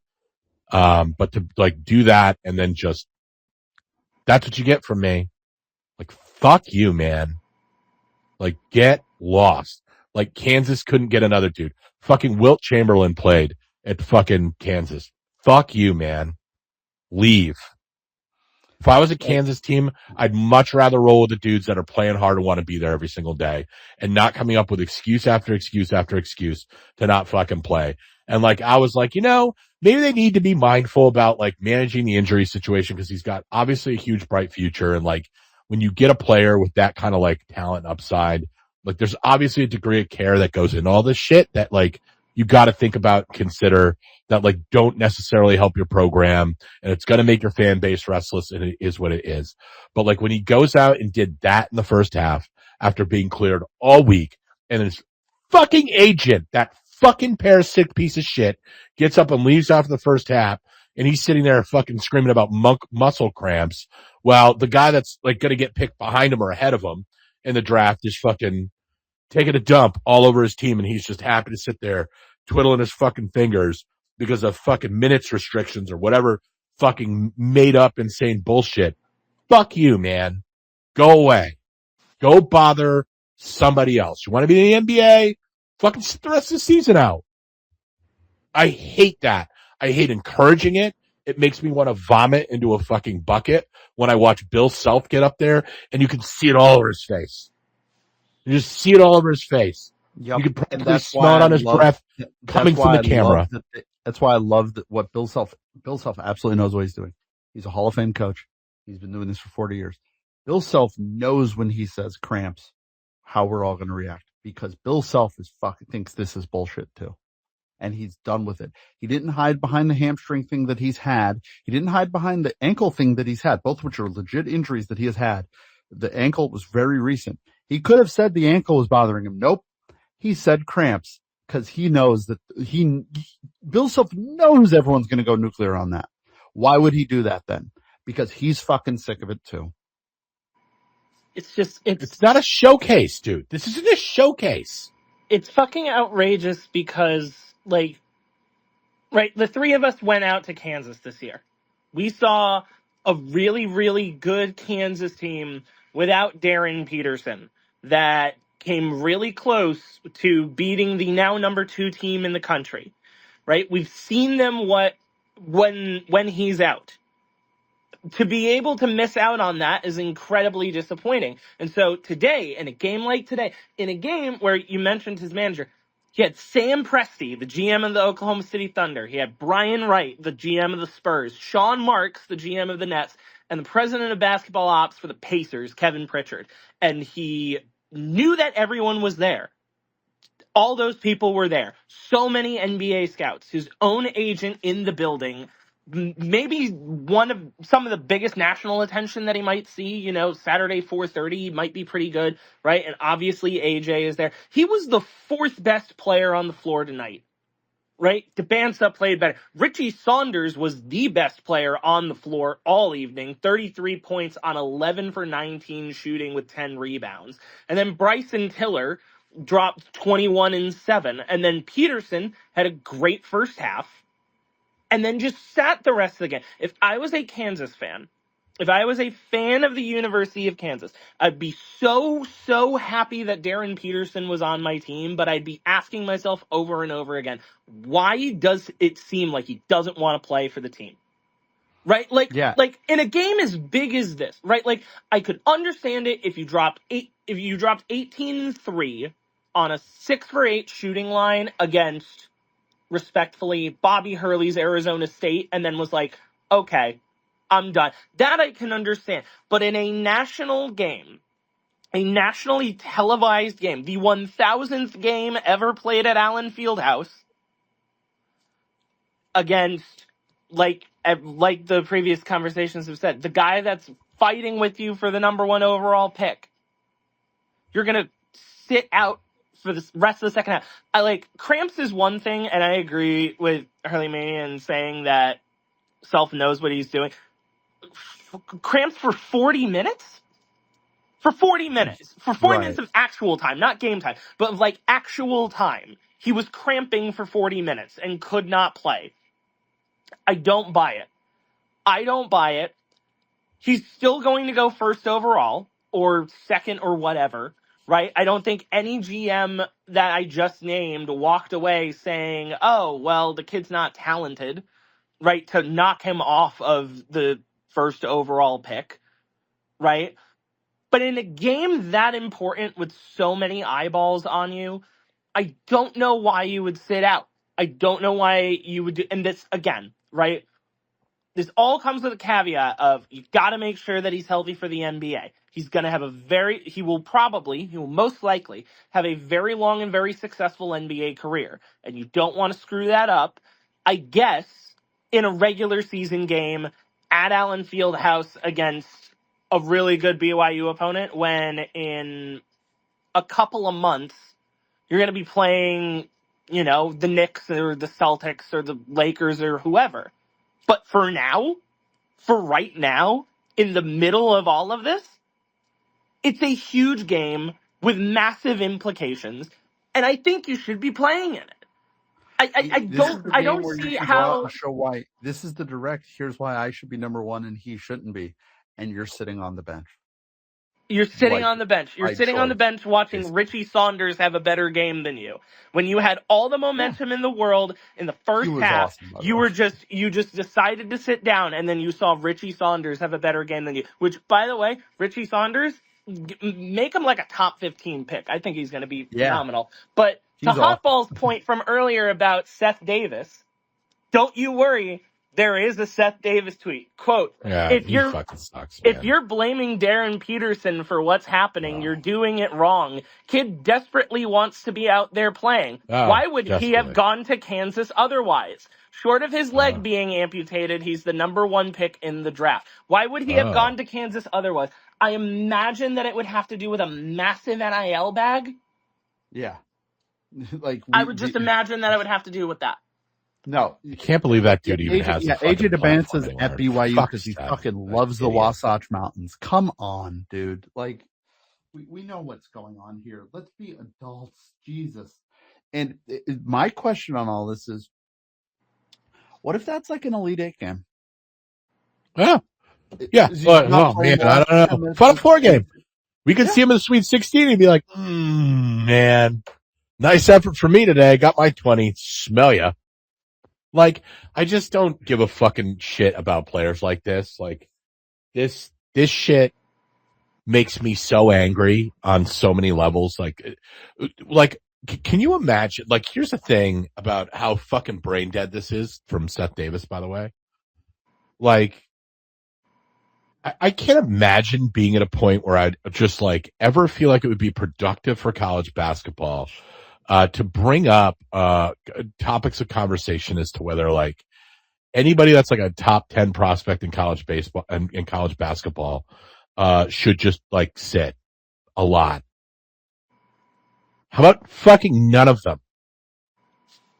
Like, if this is what we're going to do, like, if you want me, you got to load manage me and pay me a shit ton of money to sit on my bench and fucking watch your season collapse in on itself for the fucking honor and privilege of, like, smelling my farts at the end of your stupid fucking bench every night.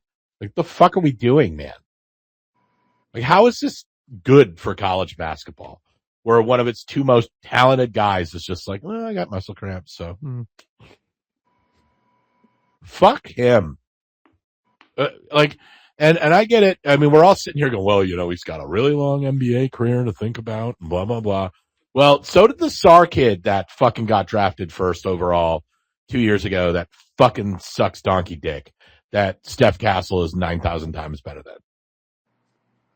That would be Zachary Richardsey, but fair enough. Whatever. It's SAR. Same fucking difference. And in all fairness, you don't fucking know like anything. Stuff's on the line for Cameron Boozer, and for AJ DeBanca, and for Braylon Mullins, and all these other guys. And you know what they're doing? They're fucking playing. Like, this is crazy that we're having this conversation like this is good, or that like, oh, how can you don't even understand what he's got at stake. Well, fuck him. I don't give a fuck what he's got at stake. Everybody's got a lot at stake in college basketball. Is he the only player with things at stake? Because I see everybody's lot of other got shit at stake. Playing. College has got shit at stake. Fans have shit at stake. Players have shit at stake. Coaches have shit at stake. Everybody's got shit at stake. Get on the fucking court or go fucking bother somebody else. Like, it's just where I'm at with it. I'm so tired of this, like, choose your own adventure shit with these fucking dumbasses. I'm done with it. I'm so glad we don't have to deal with that shit here. Like, go fucking load manage your ass for the fucking Atlanta Hawks somewhere. Play selectively. And it's a tribute to, like, fuck those guys. It's so great that we have so many of these great freshmen. This is the only one that's doing this dumb shit. It doesn't seem. Could you imagine Steph Castle just being like, yeah, you know, I really defended my dick off in the first half of the national championship game, but I got a bright future ahead of me, so I don't want to get ahead of ourselves. So I'm going to sit in the second half. Crazy. I know he's amazingly talented. How can you make him the face of a franchise when he has this little dog in him? Like, that's such an important game for, like, your legacy and for your team that you know is fucking barely has a roster. They have like 6 guys that can really play, and you're one of the 6, and you're just going to go, y'all figure it out. Are you fucking kidding me, dude? Like, I hate it, man. Seriously, what happens in the Final Four? When he drags them there, well, you know, and I got on self at first about it because, like, Bill, if you know there's a minutes restriction, just fucking subtract 5, play him the last 5 minutes of the game. But, like, sure. I don't think this is a Bill thing. Like, I actually think Bill might know how this is all bullshit, and that's why he's doing everything you would do to light this on fire without coming out and saying this is fucked up. saying it's cramps, playing the minutes restriction right till it runs out. And I love thinking that Bill Self 60 minutes ago in the game was like, well, no, this is what you told me you could play. So I guess you can fucking have a seat. And I hope so. And he I really could hope have so. gone and said, put me in at any point, and he didn't.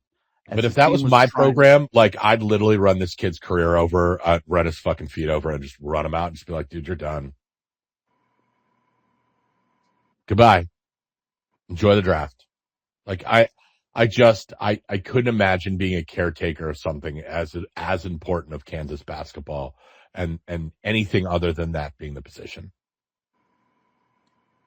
You know, like there's just a point where it's like, you know, how are we managing a situation? Well, I don't know. He's stealing some boosters' money, fuck tons of it, and shitting all over your historic program. And now there's going to be other dudes that are going to be sitting around. They had the other number one guy in the country there today, by the way, who, by the way, was sitting right behind the fucking bench and wearing sunglasses the entire fucking game inside. Dork. One guy sees it. This is what I can do. Like, this shit's not a trampoline, man. I'd be so mad right now if I would be. Oh, I'm mad, and it's not even my team, dude. It drives me ape shit watching it. From like, and I don't care if Kansas wins the national title this year or they don't fucking make. Could care less. Like, that is just such Bush League bullshit on so many levels, and I'm so fucking mad that people are encouraging it, talking about it, and like trying to normalize that behavior in elite high-end college athletics. I fucking hate it. It's ridiculous. Shut up. The canary in the coal mine for this, I think, for us, for the three of us, was we're in Kansas City for the KU game, and we go into that barbecue spot, and there's a group of people in front of us in like KU stuff. So we're talking to them about the game, and I said something like, and I was serious. I was sad that we had just found out before we walked in that Darren Peterson wasn't going to play. Maybe an hour before. And I was like, yeah, it sucks. And they were like, yeah, we're not really surprised. I go, really? He goes, he's a hell of a player. Like, yeah, but I don't know if we're going to see him a lot. And maybe fans that's always it. know. Maybe that's it. Maybe that's the deal they all signed. Maybe everybody going into it was like, okay, we know this is going to happen. I can't recall another player really acting like that, right? Like, I keep thinking back to like, oh, if he didn't really want to play, he could just go chase a bag somewhere else, and then he could be Ben Simmons and then just play for some like really, really shitty team. Except that's not a really fair comparison because Ben Simmons still played for LSU. Like, that LSU team was not a team that was going to be making the NCAA tournament, and he still played every single game for LSU that he was there and healthy for. Like, maybe if I'm an NBA GM, this doesn't turn me off to him. Maybe if I'm like an NBA scout, it's like, okay, he's still really good on defense. He can still get a bucket. Maybe he's not great at dragging down rebounds, but he doesn't really have to do that much in the NBA because there's going to be people a lot taller dragging them down for him. Maybe he is fine dishing it, but then again, only had 3 assists tonight because he only played, again, 20 fucking minutes. But while you're here now, while you're playing for a school as revered in this sport as Kansas, why wouldn't you want to be playing as much as humanly possible to say that you experienced that? And maybe that's just me. Maybe I'm a romantic about this. Maybe I'm not used to it, right? But to me, if this was happening to me, like you said, Steph, right? Like, if anybody who was projected to go that high was playing on UConn and was only giving that much a night, right? As a journalist in my press conferences, I'd be asking Dan about it relentlessly. But as someone who likes the team, I'd be livid. Every night I'd be talking about how ridiculous it is that a player doesn't want to play. Like, you chose the school and you don't want to play. You don't suit up for the entire game. And you're going to go ahead and have your coach go up there and tell the national media that you didn't play because it was cramps. I think that's absolute bullshit. I feel bad for Kansas fans who deserve better. And by deserve better, I mean you deserve to have the guy that's going to go number 1 overall and has been taking a lot of donor money playing for your team. I find it outrageous. I find it ridiculous. And I think what makes it maybe the most ridiculous out of all of it is that this is going to do nothing to his draft stock. I guarantee you this will do absolutely nothing to his draft stock, and he will still go first overall, even though he only wants to play in a couple of games per season. I find that annoying, and I think it's terrible for the Maybe, team. maybe. The Bonds is pretty good. The Bonds is good. Vance is pretty good, man. Like I wouldn't be sitting there like crying over spell. Like this, my biggest thing. I don't want to spend too much more time talking about it, but you know, I was like, I was trying to tread really carefully with it because you see all the injury reports and everything. When the thing that just put it over the top for me, when his agent got up and fucking left after the first half, I am mask is off, man. What are we doing? Like, and what kills me about this is, to Jake's point, Cameron Boozer isn't doing this. AJ DeBonta isn't doing this. Caleb Wilson isn't doing this. Kingston Flemings isn't doing this. Nate Ament isn't doing this. Keaton Wagler isn't doing this. Mikael Brown Jr. is kind of doing this. Koa Pete's not doing this. Braylon Mullins isn't doing this. Darius Acuff isn't doing this. Yep. And like, I know fans can be, and us included, can be a little wacky, but like fans also don't get credit enough on this stuff. Like, how about all the Kansas fans that were talked down to by the national media for being too up in arms about this? Do they get a fucking apology at some point here that they have a fucking point? Like, never. It's February 1st as we record this. That shit today was fucking wild and weird and unprecedented, and it should not be treated as normal. No, that's what I hate about it. You don't understand. No, it's fucked. I totally understand, and it shouldn't just be about one kid coming up through your program and taking everybody hostage because he has a career. That's just it's not real life. So that's where I'm at. I don't want to talk about Darren Peterson. I don't want to talk about him anymore. Pisses me off. Makes me mad. I think on a night where I'm supposed to be happy. I know. I think the outcome of the game in that game, which was kind of the game of the day on paper, I think it helps UConn to get Kansas kind of elevated to that top 15 level because we know BYU's there, and it's the nice thing is that BYU, Kansas, Illinois, and Florida all in the top 15. Illinois and Florida, by the way, are ahead of us. By the way, yes, and Illinois and Florida look really good. I didn't check the score. I know that Gonzaga, which was live, they were life and death with St. Mary's in their final ever. No, Gonzaga pulled away late here. It's their final ever West Coast Conference meeting in the Kennel, which is kind of sad. But yeah, so Gonzaga's going to pull away. Arizona, Bobby gave them a scare. Yeah, give them credit as much as they can. Yeah. Arizona won. They'll stay number one. They're off a week until they play Oklahoma State at home. So it'll be another week until they play somebody who has a pulse because Oklahoma State stinks.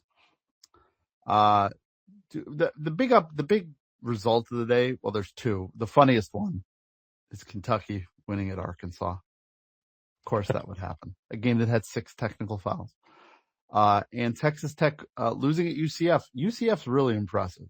Johnny Dawkins was like fighting for his life here, and they're having a hell of a year at UCF. That's a team that I want no part of UConn having to see in the tournament because I think they're really good. A hell of a job by him. Vandy escaped Ole Miss. They flipped around the home games because nobody in that area of the country owns a snowblower. And it's really scary looking shit with what's going on the roads down there. I'm kind of done with the Miami story personally. This is nice, but like they aren't good. Yeah, they're not. They're not good. Like I love the story. I will say though. Go ahead. No. Go ahead. Listen. I know it's tough for mid-majors to schedule. absolutely call bullshit on this idea that nobody wanted to schedule the preseason number 2 team in the Mid-America Conference. Fuck off. That's not true. That's not true. Did you call every P4 team and offer to play them for no money? No? Well, then you didn't try everything, did you? And you shouldn't have to do that. Well, I don't like that I had the snow blow 3 feet of snow last week, but I fucking did it anyway. So, the Miami story is great, but nobody would schedule them. Not really. And a little bit of that on St. Louis as well, although I think they're really good. I don't think nobody would schedule those teams. I've never bought that argument for mid-majors. I know they have it harder, but they automatically go that nobody would schedule us. You didn't ask everybody. Yeah. You asked in such a way that is conducive to your argument that nobody will schedule you. That's like me saying I went to the BMW dealership and they just wouldn't give me BMW. Don't you feel bad for me? You have to try harder. And in St. Louis's case, they're going to be a high seed. They're having a great year. In Miami, Ohio's case, they better go undefeated because that schedule's dog shit. Yeah, it's bad. It's really bad. Yeah, they're up to 90th Northern in Illinois today for a while. 22-0, and they're 90th in KenPom. By the way, I just want to point something out for for all of our KenPomaholics out there. 68 through 70. Well, I'd probably go to 74 on KenPom's. Pretty interesting sequence of teams. It really is. South Florida at 68, West Virginia at 69, Nice. Syracuse at 70, Providence at 71, Butler at 72, Creighton at 73, our good friends, our brain geniuses down the road at Yale at 74. Who's at 75? George Mason. That's right. Who's at 76? Bobby, come on. It's crazy. Sadness. If you want to go a little deeper, Randolph Childress at 77. George Washington fighting Jared Kotler's at 78. And we're not even in Miami of Ohio yet. Oh, you get an Ed talk on the way there, though. You could. Yeah, 84. Just behind Stanford. Big Nice win little for them high today. academic. 3 in a row for Ed. It's 3 in a row. They killed Butler dead today. That faint dream is dead now. The Butler at large. Rest in peace, Jared Thomas. They didn't have to do that to him. I have the sad photo. I'm not going to do it until the end of the year. Till we beat them there. Let me just real quick touch on the whole league, I guess, while we're here. Seton Hall managed not to do the really stupid thing. They did come back and beat Marquette by 5. Georgetown, Oliver Butler, and Xavier did something very, very mean to our Mons with a buzzer beater from Philip Baravo Condon, whose name I obviously can't pronounce. A buzzer beater, baseline J, to get Xavier a 68-66 win over the Mons and pull even with DePaul at 4-7 in the league. Just brutal. DePaul is like at that level where they're just going to drop games they shouldn't and win a couple that they shouldn't. And that's like where it sort of irons out in the median. But they're 107th in KenPom, which is solid for them. It's up from the 200s that they were at. They seem to be finding a home there. And get those 80s to 90s with consistency, man, what that would do for the bottom of the league. Or they could just win some games. I was going to say, I know another solution. This time a week ago, we were fantasizing about like a Thursday night lock and what Friday night could look like. And now I'm not so sure. As Panit texted me, I tweeted, he pointed this out. This was revenge for Creighton robbing us of Friday to Paul. Not just hurting UConn. Yeah. But just the idea of it. We nearly had it. We nearly had it. Like right there. They threw that game away so many times. Cupping our hands, reaching out, praying for it. Touching me, touching you. Worst song I've ever heard in my I life. can't believe you walked into that. Just need a psychiatric evaluation if you like that song. That's all. Hold on. Let me. I have something that might help. There's so many hot balls adjacent things going on, by the way. Uppercase did not get to watch the game tonight, folks. So, for all of you that have been waiting to throw tomatoes at him, for being Mr. Metrics, that's what he gets for hanging out on the fucking beach. I love that he was on the beach. The only person who needed this game to not be miserable couldn't watch it. So good. Because he was on the beach. That's why. That's what you get. And by the way, he's not allowed back in the country. You fucking stay there. Yeah, at least he's probably stuck. At least stay there through St. John's. That's not even a joke. That could be real. Yeah, I mean, you never know these days. Stay there through St. John's, and we can reevaluate. It looked really nice. Today. It was he's like, looking forward to you guys doing the same show you've done every game for the whole season. Not tonight, dickhead. Not tonight. Tonight, we got everything we wanted. Everything. We're back. And more. Are we a killing machine now? Are we peacocking now? We better be. If they blow Xavier out, I might buy into it. Next Friday night's going to be a fucking scene. Oh, might have to start doing steroids. Hell yeah. I love that Again. both teams are playing Tuesday, by the way, in really weird games. St. John's has got to go to DePaul on Peacock. Yeah. At 8 o'clock, an hour behind UConn Xavier in Hartford. Well, they get an hour advantage over us. No. We get an extra hour of rest, though. Think of it that way.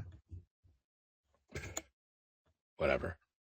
UConn doesn't have to get on a plane. St. John's does. So there's good. that. Patino week is here, Hot Balls. Patino week. Patino's week. Too much to think about. Patino week. Time for us to do some really bad things to their gene pool. Just rearrange those helixes a little bit. I don't know. Are you done? I think I'm done. I think I am, and it starts with Richard Tuesday night. I'll talk with you off air. We'll obviously have a show Tuesday. Whether I'll be there is a little TBD, but the Hot Balls will be able to handle it. I'll explain that. I'll actually call you when we're done here to explain it. But Tuesday night we will be back with you as Richard Patino comes to Hartford. I've tried getting all the Roll-Bluff guys to come out. They don't really want to come to Hartford for a Tuesday night with this year's team against UConn. I can't imagine why. I can't imagine why. Yeah. So 2 games this week, and then gotta get through Tuesday, and then it gets real. And we will at home in New York City against St. John's. That game is so big. Hot Balls and I will be featured in some preview content. We will be sticking our heads above the parapet rather, and engaging with some of the St. John's people. We have plans for that. I believe we're gonna sort through the brake pads. Yeah, we're gonna talk about brake pads and calipers for 2 hours. Muffler clamps. I think our plan is to record that Wednesday. I think. We'll figure it out. Yes. So, yeah, great. Great night. Going into Omaha. Shit, Shalabit. Before we go away. We got one more guy in the queue. I totally forgot. Sure. So I think it's the first time, long time. Sal Big Hoss, Cito. I don't want to fucking lose you here. So go ahead, man. Give us what you got. Bring us home. All right, guys. So one, can't go without talking about UConn tonight. So solo ball getting out early was great. Love that. I chimed in when you were all talking about Darren Peterson, and that's absolute bullshit. I've never seen a number one pick go that, not care about his team like that. So I didn't want to do that. Now I'm kind of lost because I've been waiting so long. Sorry. I didn't notice you in the queue. Terrible producing by Hot Balls. Oh, yeah. Disgusting, It disgraceful, if heinous, anything, hideous. I do want to end on this. Hot Balls, I got a bone to pick with you. Oh, what did I do this time? the popcorn at the bank is not wrong. The long bow of popcorn is perfect. Oh, There, Oh, here no, we go. take I it. love you're this. We'll get wrong. 10 minutes on this It's shit. not the box of popcorn. The You box of get the popcorn is whole fine. bag, and then guess what? You take it home, and you have a little more popcorn at home. You're taking this right out of Happy Rats. Sal, thing. I'm with Just you. Pack Sal, rat. thank you. You Yeah. should just fucking, It's a they lot. give you a twist Hey, time. Value. listen, Come on. usually you guys do this, and it's too late for me. It's a Saturday night. I can stay up. That's right. I'm going to argue about the Your popcorn. parents are not You're going to wrong. yell at you. Sorry, that was good. Yeah, that was good. God damn it. No, Oh, still, Sal, you're right. the You need to popcorn's not wrong. be a bitch. They give you a twist tie. Just bring the Yeah. popcorn home. That's one of my favorite parts. Listen, I'm an upper level guy. I'm not going downstairs. I'm not getting all the new what they have a club You're now. not in the I'm load not doing that. boxes. I don't think anybody in the I'm going load right boxes will down ever listen to this show. from my section, getting some popcorn, going right back up, taking it home. I saw a woman at the Villanova game walking around with one of the long popcorn sleeves, just carrying around like it was a baby. Yeah, as she should. Like supporting it, like just As she burping it, should, because that's how important that petting popcorn it. is to that That's place. a disgrace. What are you doing? No.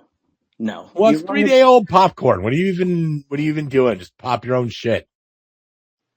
No, it's not as good.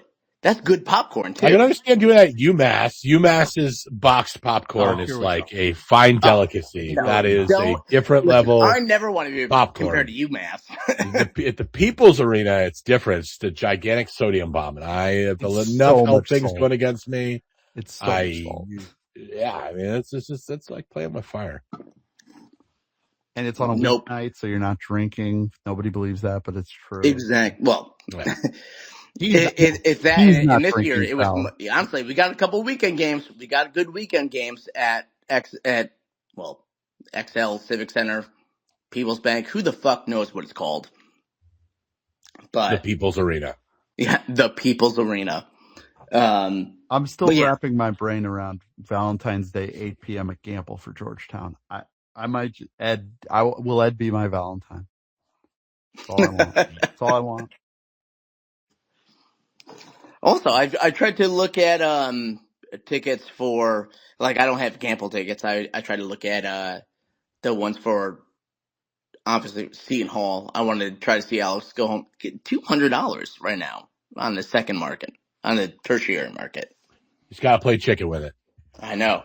Play Listen, chicken with it. I played chicken before, and it never works out in my favor. I think maybe once.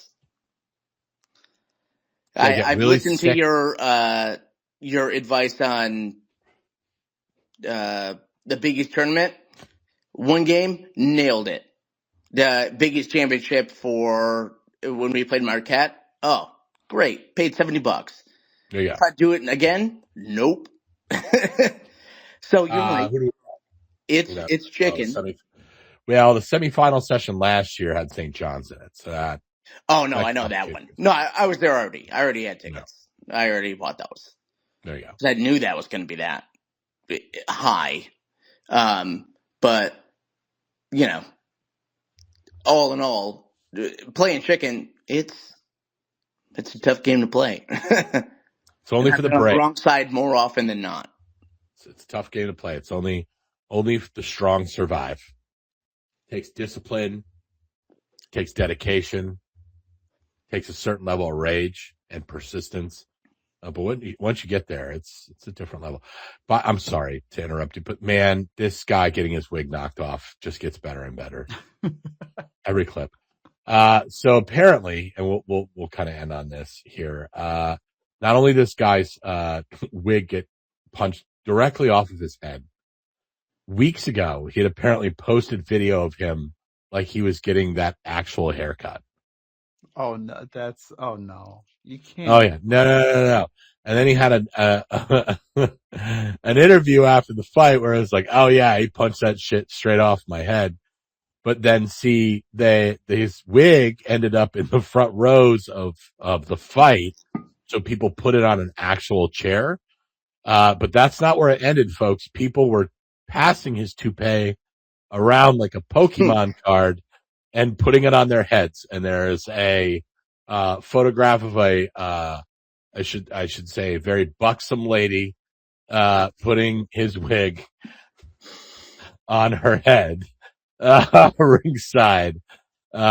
This just keeps getting better. First It just person to doesn't use that stop. term since the 50s. Congratulations. I don't know what else to do. What do I say? There's breasts everywhere Oh, no. and a man's toupee on her head. Like, Well- what do you want me to do? Try to describe it in a family-friendly way because this is a very You love family-friendly combat show. sports so much. Oh. Yeah, but this is an amazing story. Like, It this is. just keeps getting. So he hit him so hard it came up off his head, and like this guy's scalp is like so pale, even though he's like a black guy. And they got a meme next to him of this guy like it's opening a jack-o'-lantern. What are we doing, guys? The internet. Just incredible. What a night. Sky Nicholson. That was who was putting his toupee on. It's been a That's big couple two of NBA days for the athletes. internet. Hey, you want to buy 40% of the Giants? Anyway. Oh, no. Okay. That's Not even. That's it. all right. We got to wrap this I'm up. putting We a gotta period get on out that one. We're totally gonna get in trouble. UConn 85, Creighton 58. And it's important tonight was great, but also, enjoy the ride while we're in it, even with the consternations. We didn't have any of that tonight, but 21-0, 11-0 in the Big East. It's the best start they've had to a season in 30 years. 21-1. Yep, 21-1, 11-0. It's amazing, and it resumes Tuesday night against the Xavier Musketeers in Hartford. I'm excited. I'm looking forward to it. The penultimate. I'll buy you a year. bag of popcorn, hot balls. Don't worry. By the way, hot balls. For these people. That is the second to last Hartford home game of the year. The last one, Big was one. St. John's. Yes. Maybe I sell my tickets and like I become a multimillionaire just off of those games. That one game. I was going to say, And I I break don't think even. the Xavier game's doing it. Mm-mm. Probably not. Don't sell to St. John's. You can't. I'm not going to sell the St. John's game. What are you kidding me? Maybe I should. Money Mike Anderson. Remember, the last man to win in that building. Money talks, bullshit walks. as Darren Peterson used to Golden say. Gate Mike. What are we going to do? All right, we're out of here, folks. It's 1:05 in the morning. You people need to go to bed. What's wrong with you? Most of you are probably laying in bed, actually, right now. But what is wrong with me? Or your spouse is looking at you just disappointed. Okay. Been there, done that. But we'll be back with you guys on a Tuesday night, as always, February 3rd, as the Huskies host the Musketeers of Xavier University, a university that exists and is around for now. We'll see about next year, financially. I'm taking it year by year. Fine. Year by year. You never know. Maybe we do have to replace them with Dayton next year. I don't know. We'll see how that happens. But until then, folks, appreciate everybody hanging out tonight. You got what you wanted, folks. You got on-time spaces. You got a blowout. You got to see UConn absolutely rinse somebody that you fucking all hate. You got everything that you wanted. And more. You're welcome. All right. Until Tuesday night, folks. We'll see you then. Until then, you know the deal. Everybody, keep in touch with yourselves. Good night, everybody.